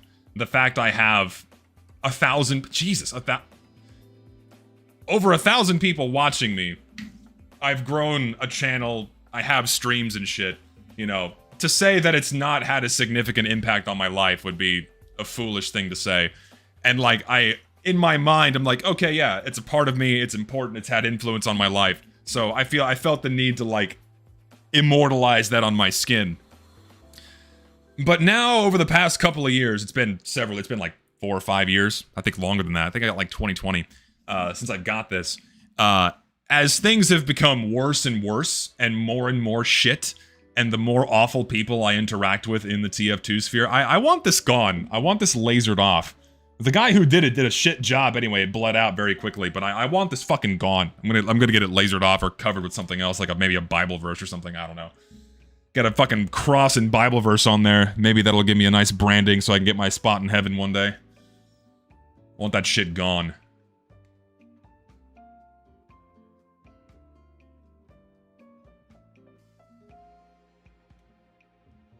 Yeah, I can get a fucking pregnant man tattoo. That's exactly what I'll do. We'll get the Gregnant tattoo to my fucking back. I'm not putting my OC on my body. Jesus, no. Not even now that she was turned into a marketable plush. This is not going on my body. I don't think I want a tattoo of that. We're not doing that shit. You should get Companion Cube TF2 hentai tattooed like they were talking about in the clip. Like... Oh god, there's limits that that many people cross when it comes to tattooing things on their body. I think, I think tattoos are fine so long as they're, they have significant meaning or importance into the person's life. But I think a lot of people get very arbitrary tattoos for very superficial reasons. Like, oh, I just think this is cool, and you want to have this on your body until you die. Like, think a little bit more about what you're putting on your body before you have it permanently etched into your flesh, Yeah, and to remind everyone who's still here about the MvM update coming soon, for those of you that were not here earlier, what happened, I'll remind everyone again. $2, thank you. I'll remind you again, there's 904 Poros, holy shit, that's a lot of people. But to remind everyone, what happened is we've received a wave of GitHub commits. These are community fixes that will be shipped with the MvM update. We've received a decent handful of them over the past couple of days. And this usually doesn't happen until the update's about to be released. Like, I would say probably, my guess, and this is just a guess, probably around, like, within a month's time or so, we're probably going to see the MvM update drop pretty soon. So, this is, like, the big news. So, the stream title is not clickbait. Stream title is not clickbait. It's looking like the MvM update's going to be coming very soon. No, yeah, and yeah, like I'll post the link to it. This is just like the SDK, right? This is just the TF2 SDK where people can contribute their own bug fixes, and then the ones that Valve approves of get migrated or merged rather over into the main branch.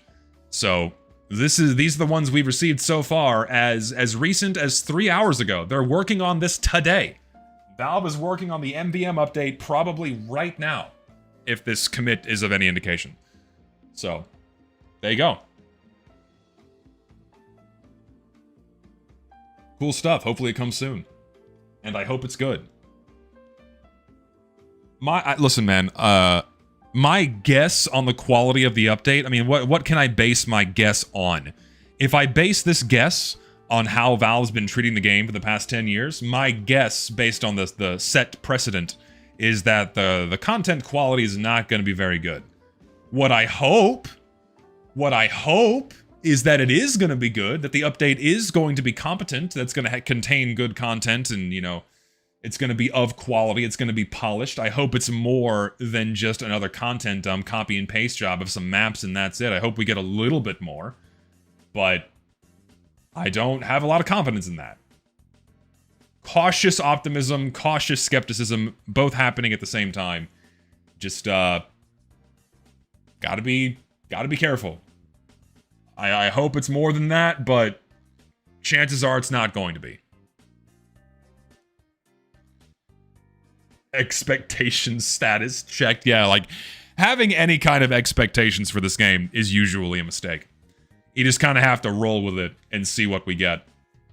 Again, hopefully it's going to be more, but time will tell. I hope we get ad hoc connections back. Man, wouldn't that be wonderful? Wouldn't it be awesome?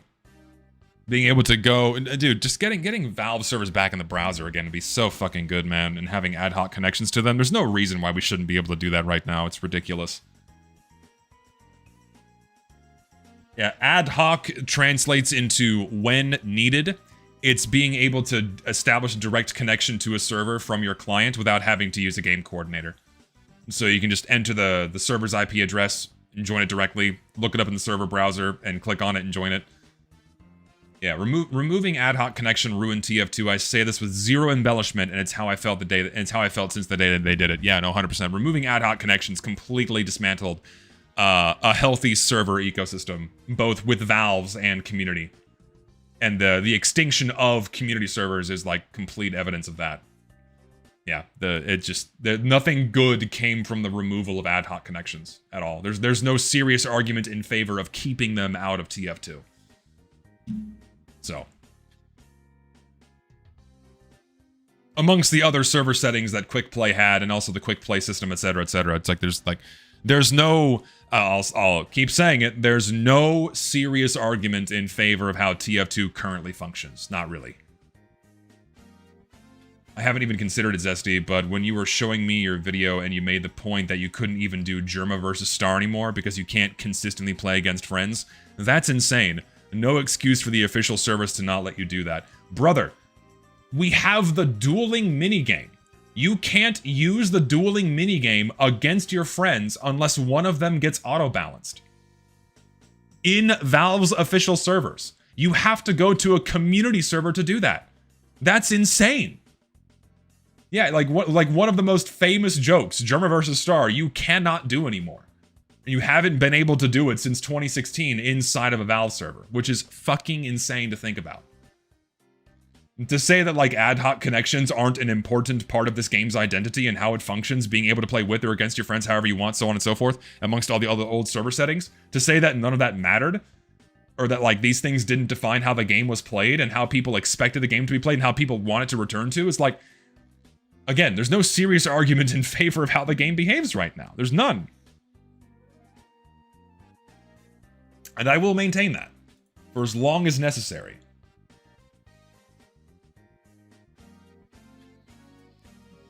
No, yeah, the game was literally designed with ad hoc connections in mind. Absolutely. Yes. This isn't to say that there isn't a place for some kind of game coordinator that populates servers, but a matchmaking system? No. And that's what Quick Play was. It was a game coordinator that populated servers. And it was far simpler than a matchmaker.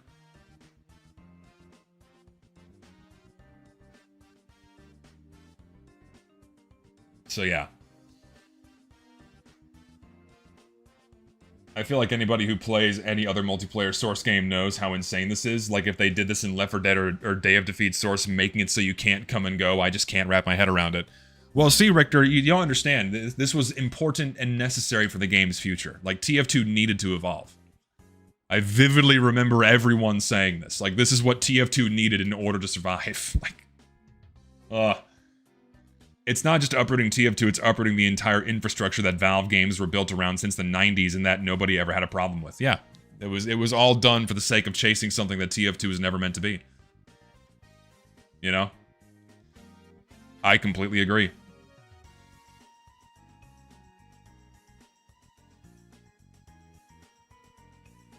You know, yeah, and if you're disconnected from Valve's game coordinator, you're fucked. Like, you just can't join a server directly. Like, if the game coordinator's down, but the servers are still there, sorry, you're shit out of luck.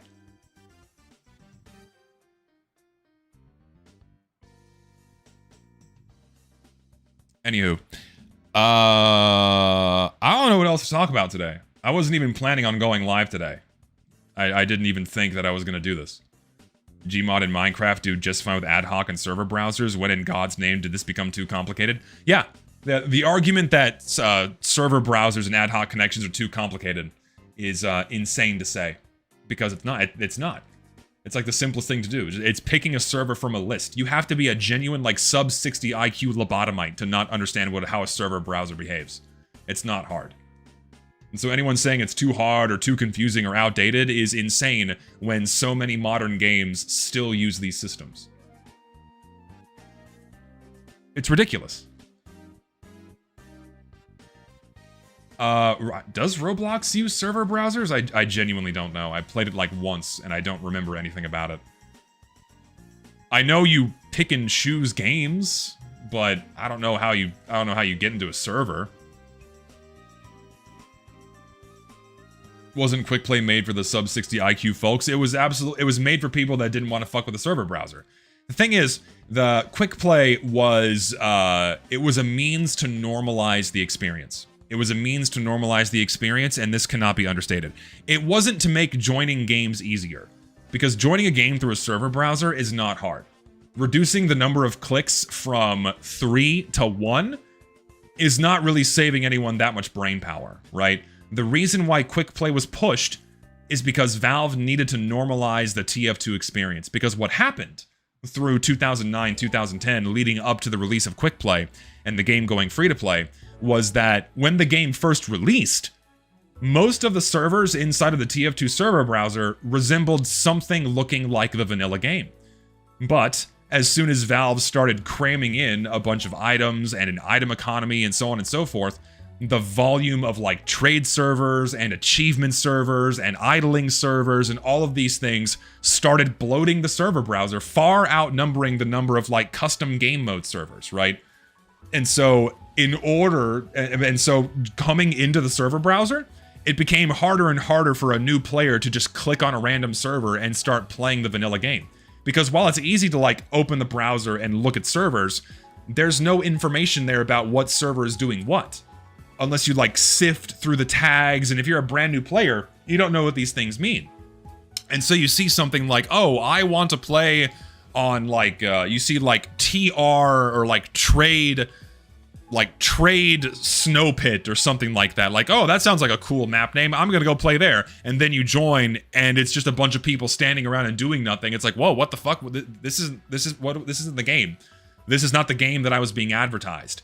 And so to insert the game, and so to insert people into the game that was being advertised, they needed a way to normalize the experience, and that's what Quick Play was. So, Quick Play only put people into vanilla game servers, including Valve's own. It looked at Valve and community servers and looked for those only running the vanilla game. You know, 24 players, random crits, random bullet spread, no instant respawns, only vanilla maps, and it only put people in those servers to establish and make consistent the vanilla TF2 experience so it had better customer retention. Because if your first experience in TF2 is like joining a random trade server, or like joining a random idle or achievement server, of which there were shitloads of them in the server browser, and you weren't very experienced with filtering, and like you didn't want to scroll through like 1,000 different options, of which like half of them were trade bullshit or like item related bullshit, you probably weren't going to stick around. So again, Valve needed that normalization in order to retain players, but then things started getting worse and worse with people abusing and exploiting the Quick Play system by inserting pay-to-win features or premium features, so on and so forth, into vanilla servers, spoofing pings, spoofing player counts, again, lying about custom content or pay-to-win features. And Valve used to go out of their way and like mass ban. I don't know why I'm like using this screen still. Valve used to go out of their way and like mass blacklist these bad servers. They used to do this, but they didn't want to keep up with it anymore. So they kept gradually making changes to the Quick Play system to make, and eventually to where it only defaulted to Valve servers only. It just kept getting worse and worse and worse. And really that precedent of fucked up servers was set as soon as Valve started trying to monetize the game beyond the initial purchase. Like so many of the game's problems that still stem all the way to today and have been diluted through like 50 different solutions and updates or what have you, or fixes and whatnot, it all goes back to when Valve started trying to monetize the game beyond the initial purchase, trying to gear it up to become the first big free-to-play game with a live service model that was not an MMO.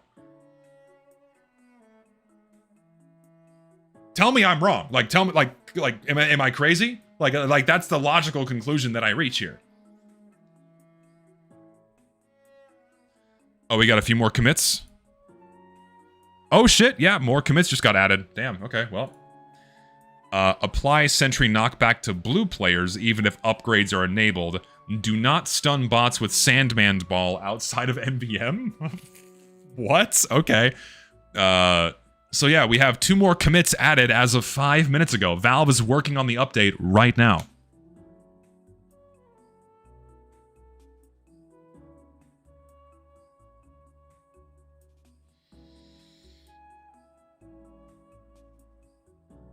And then, yes, to someone in chat, then like the Meet Your Match update was just the culmination of this continued dilution and funneling everyone into a consistent experience, a normalized experience, but then for the sake of trying to turn TF2 into a modernized esport matchmaking game, which like became like the hype expectation. Because a lot of modern games now still use server browsers, still use ad hoc connections for their multiplayer experiences, you know, including, but not limited to, Minecraft, the biggest game in the fucking world still, probably in terms of raw player count, uses ad hoc connections in server browsers, right?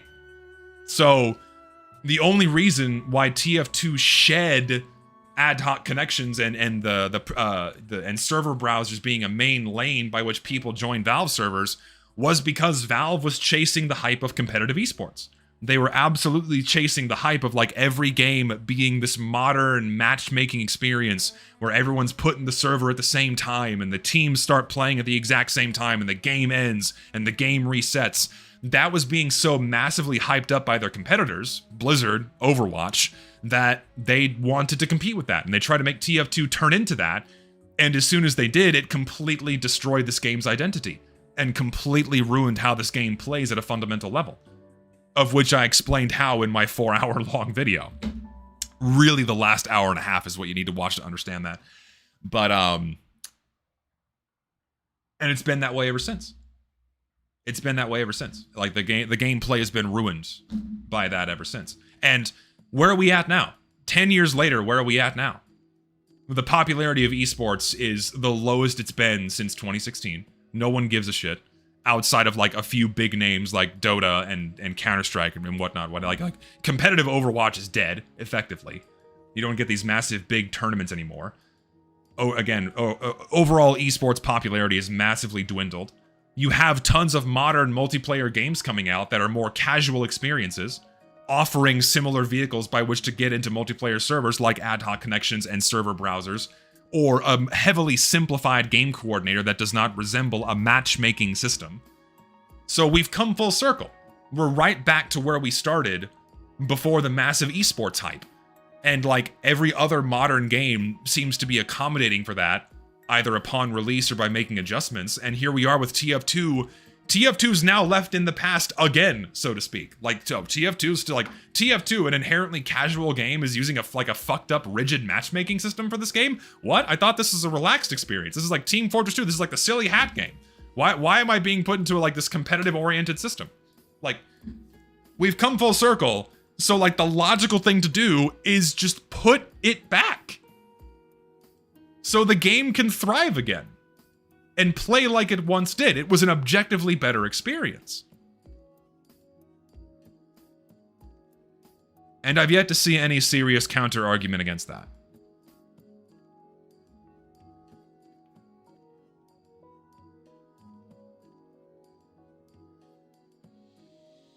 So.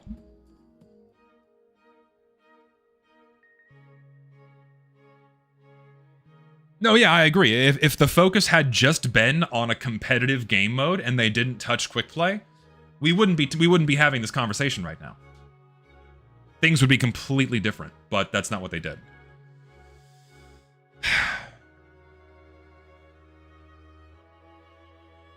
Yeah, comp could have just been its own game mode, and it could have had its own, its own pool of players like MvM or versus Saxton Hale, but it's just Valve tried to turn the main way to play, the vanilla TF2 servers, into a vehicle, a funnel, into competitive play. Because that's what was established by Counter-Strike and by Dota and other competitive games out there on the market. Cool mustache, how long to grow it this big? When was the last time I trimmed this fucking thing? It's been some months now? It's been some months. I don't know how many months, but 3? 4?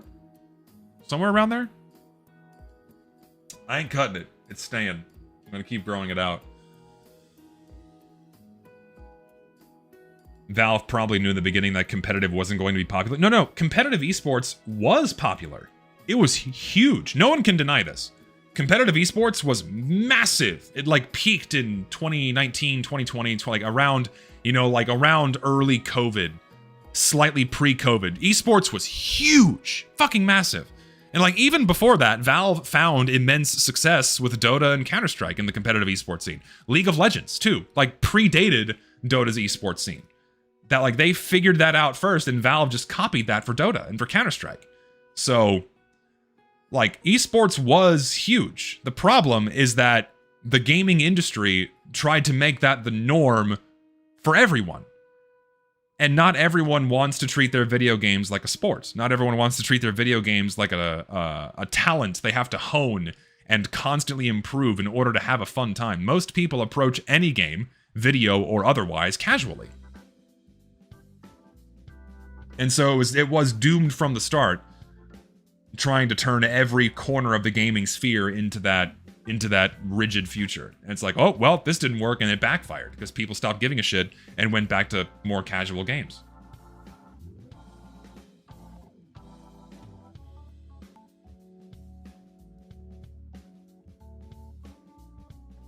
No, yeah. So like Dota had its competitive scene before Dota 2, but and correct me if I'm wrong, but like what were the earliest games for Dota? The earliest like competitive leagues for Dota?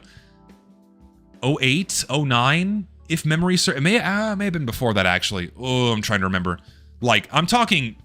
Okay, no. So yeah, there were no officially sponsored, and this was the change. This is the change I'm referring to. There were no big officially sponsored esports tournaments from the developers outside a few fringe cases, and none of them were very big. The first company to put forward massive prize pools for like an officially sponsored competitive esports tournament was Riot for League of Legends. They were like the first really big one to do that with a big prize pool. And then Valve saw that and went, okay, we'll do that, but we'll add a 0. And like, what better way to rope in shitloads of players than dangling $1 million prize pool in front of their faces? Genius marketing, really. If you get good enough at this game, you too can have a part of this $1 million prize pool. Genius fucking marketing. TF actually does have a long history with esports. Counter-Strike is the only FPS game I can think of that has an esporty scene for longer. So yeah, Richter, my point on that was direct sponsorship from the developer. Of course, like esports, like competitive video games have been around since like the fucking 90s, if not the 80s, right? Like it's been around forever. But in terms of like growing it onto a massive global stage with huge prize pools, like big massive prize pools, like, I think Riot was, like, the big progenitor of that. I'm not saying cases didn't exist before that, like someone brings up in chat, like Atari was the first to do it, you know, with a crazy prize pool. But that's what I mean by there were a few fringe, isolated cases and not, like, a consistent year-over-year thing that got really, really big. Riot was the first one to get, like, boom, they got it. And then it stuck. And then it snowballed from there, you know? Gotta do a Wild West Marshall get up with the stash. People want me to do Robotnik.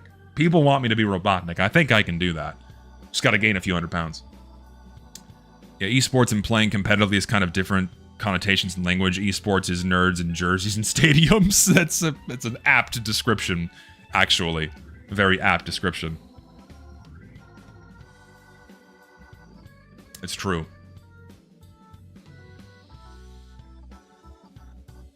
I'll be right back. I have to use the restroom. Give me like 2 seconds.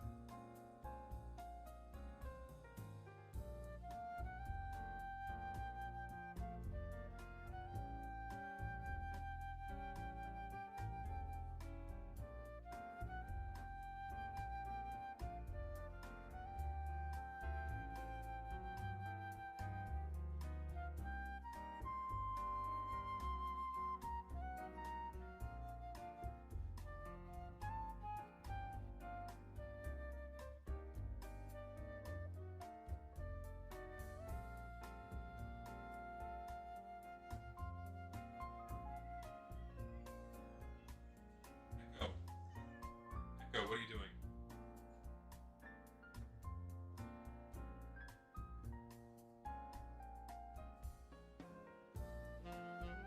Hold you?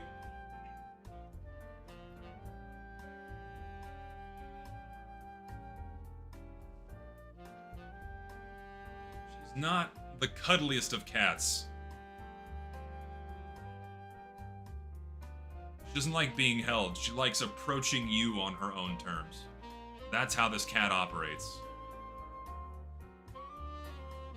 Okay, all right. Sheds. I just vacuumed today. Now you're shedding everywhere.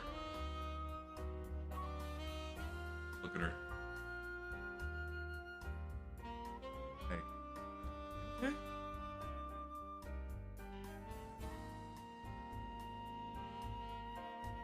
Are you done? You satisfied? Yeah, you are. She gone. She gone.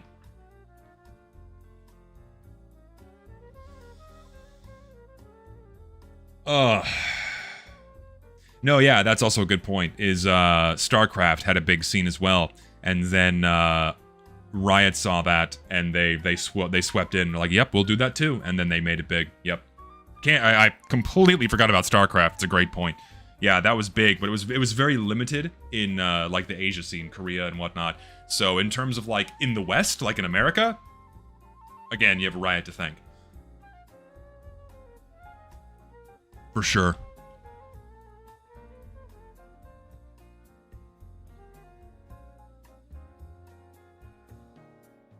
How many maps should survive the inevitable culling? Like, and TF2 already had too many maps when it had 60 in 2016. 60 is already way too many maps. Then now we have like, what, 130? Something like that? That's insane. There should be like 40 tops. 40 maps tops in this game. Recently watched your in-depth video on the complex issues caused by modern matchmaking. I just wanted to let you know you stated in passing I didn't like Aquarius. Prepare for my in-depth documentary expose on you. Oh god, see, that's what I mean, Joey. That's what I mean. Hyperfixating on my fucking absolute, like, raw hatred for Aquarius. Fucking hate that map.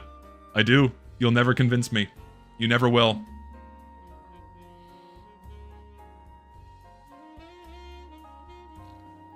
You'll never convince me.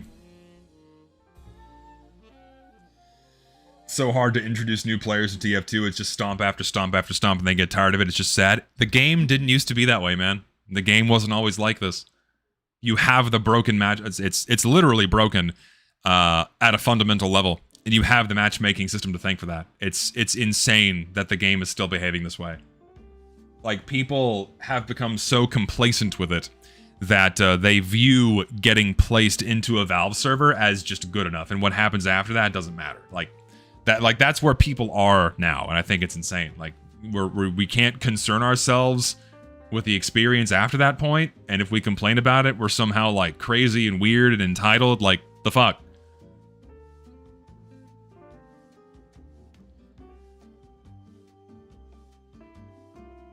Joined TF2 in 2011. By God, yeah.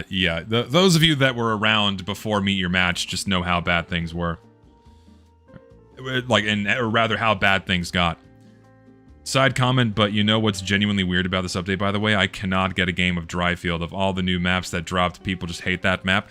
Brother, if you... Well, I can't run the tool that shows how many people are queuing for it.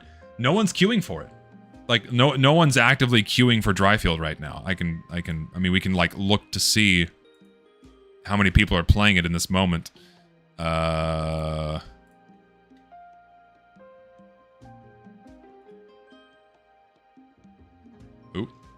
see. Servers. Try.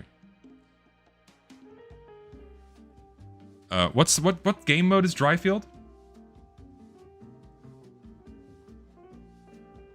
It should just come up. There are no servers running Dryfield right now. Yeah, there's no... Plenty of Koth servers, but no one's playing Dryfield. 0. No one's queuing for it. And like, this, again, this is what happens. You know, and this is why it's such a problem. You have so many maps being put in the game, once the novelty wears off, no one plays them. No one plays them. Like, this is the inevitable end for most new maps that get added. Even if they're, like, somewhat okay and not terrible, they usually end up like this. They have to be, like, a significant cut above the rest in order to survive the post-release death. No, yeah, and TF2 has over 200 maps, which is insane. Like, I always forget how many are in the live game right now. Let me double check. I always forget. I can get any other map except Dryfield. I don't think anyone's playing Camp Saxton either. I think there's 0 servers on that one right now. Is it 132? I'm gonna confirm right now with my game. I will confirm right now how many maps we got. Casual. So, all. 132. Yep. 132. Crazy. And like, you look at how many people are playing these maps right now. Sure enough, the most popular one, and not by much, is the payload one, because players prefer payload. Camp Saxton deserves to be barren. Everyone already experienced it long ago as a Halloween map, and that was the better version. Oh, Lord. I mean, you're not entirely wrong. It is a shit map. It is a shit map.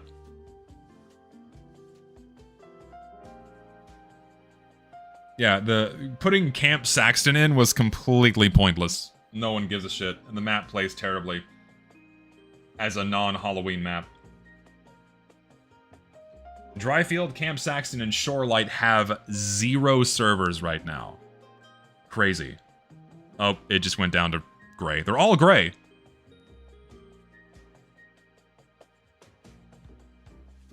Are you a brony just because you've watched the show? I don't know if you can say that. I don't know if that's a fair assessment. Swap Camp Saxton and Slasher? Yeah, I mean, you could pick any Scream Fortress map and delete it, and I don't think anyone would care. Same for any of the Christmas maps, because there's so many of them are dog shit. So many of them are terrible. You can cut them out and no one would care. Like, no one's gonna miss the Halloween version of Camp Saxton. No one's gonna miss Smith's Sawmill. No one gives a fuck about these. Like, ugh. How would I know which map should be culled so the map pool is returned? We'll run through it right now. Okay, what maps to cull? So, untick everything. What I don't tick off is what gets culled. So, all of those are gone. What attack defend maps stay? No. Dust Bowl, no. Fulgur stays. No. Gorge, Gravel Pit, Harp. No. Junction, Mercenary Park, Moss Rock, Mountain Lab. Steel. Capture the Flag, 2 forts. Invasion, because why not? Double Cross, yes. Landfall is wonderful. Sawmill, Turbine, Well. No. All those can be gone. Control points, 5 Gorge, Badlands, Cold Front, Foundry, Granary, Fastlane and Freight, and Gully Wash. Powerhouse, of course. No. Yukon, Well. Those can go away. King of the Hill, Badlands, absolutely no. Harvest, High Pass, Lakeside, Kong King, no. Nucleus, Probed, no. Sawmill, Viaduct, those can all, we'll say Shark Bay. Honorable mention for a good modern map. Payload, Aquarius, Barn Blitz, Borneo can fuck off. No Camber or Cashworks or Citadel or Embargo or Emerge or Enclosure. Frontier, Gold Rush, Hoodoo. No. Snowy Coast. No. Thunder Mountain and Upward. Alt game modes. Yes, and yes. Misk. No. DeGroot Keep. Hydro. And Watergate. Manpower and Pastime, just remove them. There we go. We're down to 53. It's just that easy. It's just that easy. Oh, wait, I forgot Doomsday. Sorry. Where's Doomsday? Doomsday. It's just that easy. Most of the ones I left ticked off, no one would care about. Like, yes, we're gonna miss Demolition. We're gonna miss Overcast and Rotunda and Manhole and Blowout. We're so desperate to hold on to these maps. Oh my god. Like we're so desperate to keep Enclosure. We're so desperate to keep fucking Rumford or Venice or Aquarius or Breadspace or Cashworks. Yes, like these are desperately integral parts to this game's identity. Like everyone's favorite map, fucking Hacksaw. Like, yes, we need to keep fucking Hacksaw and Manpower and Pastime that no one plays. We're down to 54. It's just that easy. And then the Halloween and Smithmas maps, fuck it. Like 90% of those can go away. I don't like Pier.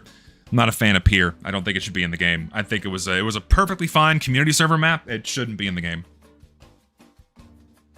And I think Borneo plays like shit. That's my stance.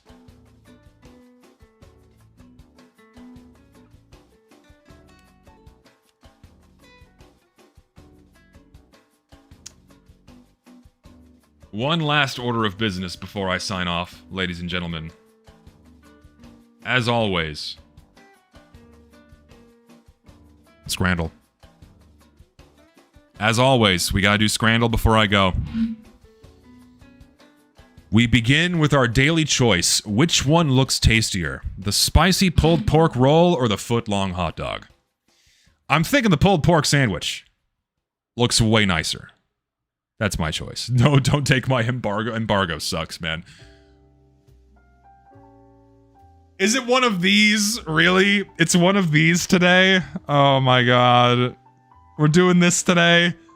Okay, which pizza dog looks nicer? This one looks nicer to me because the crust is more done. It looks white and kind of raw. I think this one looks nicer. The char, I like a little bit of char on my pizza too. I think this one's the winner. Of course, this is gonna be a fucking coin flip because they're both the same. I vote left. Oh, we nailed it, dude. We got it.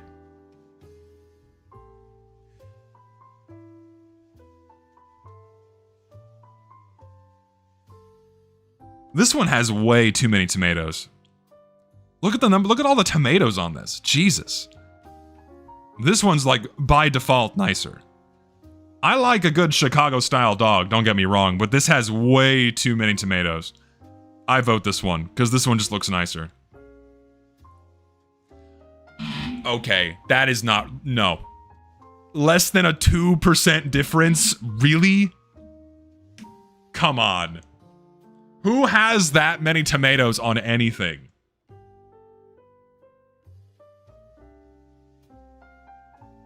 I love pickles. Pickles are delicious. Bag of salted peanuts or crisps and peanuts. This one looks tastier. Crisps and peanuts served in Mexico. Mexico's got some shit going on, man. This looks good. I don't know, I'd fuck this up. They got like some kind of sauce on there? Oh, come on. How does that look nicer than that? I fucking love street corn, man. Oh, I fucking... This wins by default because of the color. This wins by default because of the hot Cheetos on there. That looks so good. Classic street corn is great, don't get me wrong, but... Bro, what are we doing today? What is this? Okay, now I have chicken mayo onigiri or egg yolk onigiri. What is happening today? What? These picks are insane. We're getting robbed. We're getting so fucking robbed today. This is bullshit. Okay, you guys pick this one. I don't know. I'll let you choose. Which one wins here? Chicken mayo or egg yolk?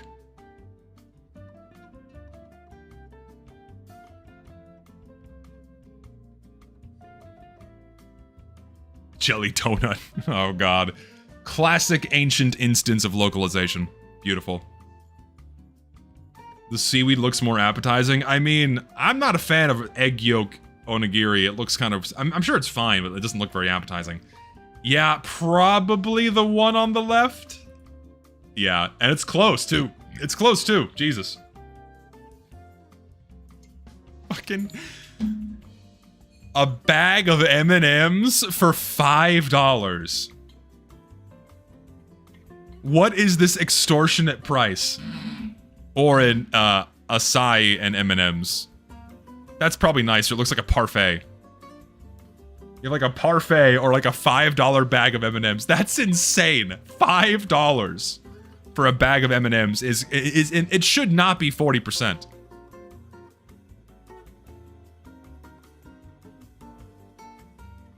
Why is it black? Why is it black? For what reason is it black? Why? Squid ink, I guess, but for what purpose? Oh, it looks horrible. So Japan's got some weird shit going on again. So 2 sausage hot dog with teriyaki sauce, seaweed, and scrambled eggs. Okay, that might actually be good.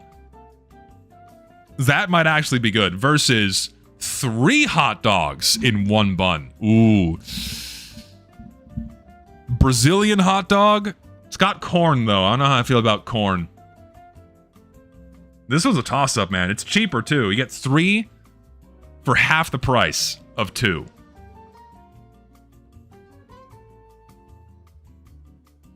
I think the black bun might be off-putting to people. I think the Brazilian hot dog wins.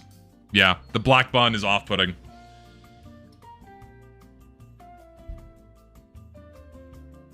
I don't know, dude. Holy fuck pork rib pie or rib roll with extras with holy fuck hot sauce. I think the right looks nicer. If I had to choose, the right side looks nicer. This does not look as good. I'm going with the right side. Watch me be wrong. Nope, we're right. Okay, we gotta come back here. $1 hot dog or $1 hot dog with mustard.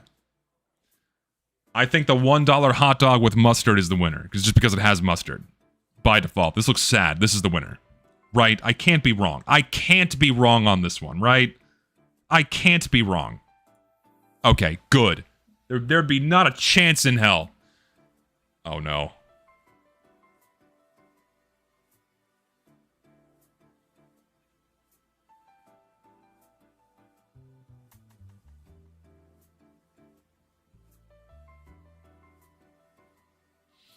Which instance of the Hawk Burger looks nicer? Chicken, beef patty, hash browns, sausages, onion rings, and cheese. Yeah, this one's got better color and lighting, but the food looks more cooked on this one. Ooh, and this has got the sesame seed bun, which improves the aesthetic. It's probably the right one, isn't it? Oh, it's so close. Okay. We at least got 70%, and we at least scored above average. That's all I care about. We scored above average. We got above the community average of 6.6. We're good. We got... Okay, this one's horseshit. This is 100% bullshit. If you put this many tomatoes on your fucking hot dog, you need to be institutionalized. You're just chewing on water. You're drinking your hot dog, effectively, at this stage, with this many tomatoes. There's something wrong with you. Granted, the pickle is quite big, but at least it's only 1 tomato slice, and pickles taste good. Okay? This one, I still think it's bullshit. This looks way nicer than just a bag of salted nuts. This looks really good. I think this is bullshit. I also think this one's bullshit, because that looks way nicer than this one. Both are good. But that's also, I entirely blame the game on this one. I do, truly. But I'll take the average. I'll take the average. I'll take the above average score, and that's a good place to end. And I'm gone. I fly in 14 hours. I'll be in the air. 14 hours from now, I will be in the air on my way to Europe. And there I will stay for a few weeks. So last stream from my home until then, I'll probably go live at least two or three times when I'm over there with my buddy Gary. But other than that, I'm signing off. Signing off until I return. And when I go live over there, I'll let you know in the Discord, as always. Make sure you join the Discord linked in the description below so you know when I go live and when I upload. Beyond that, thank you all for watching today. Thank you for hanging out. Thank you for your lovely donations. And I'll see y'all soon. Y'all take care.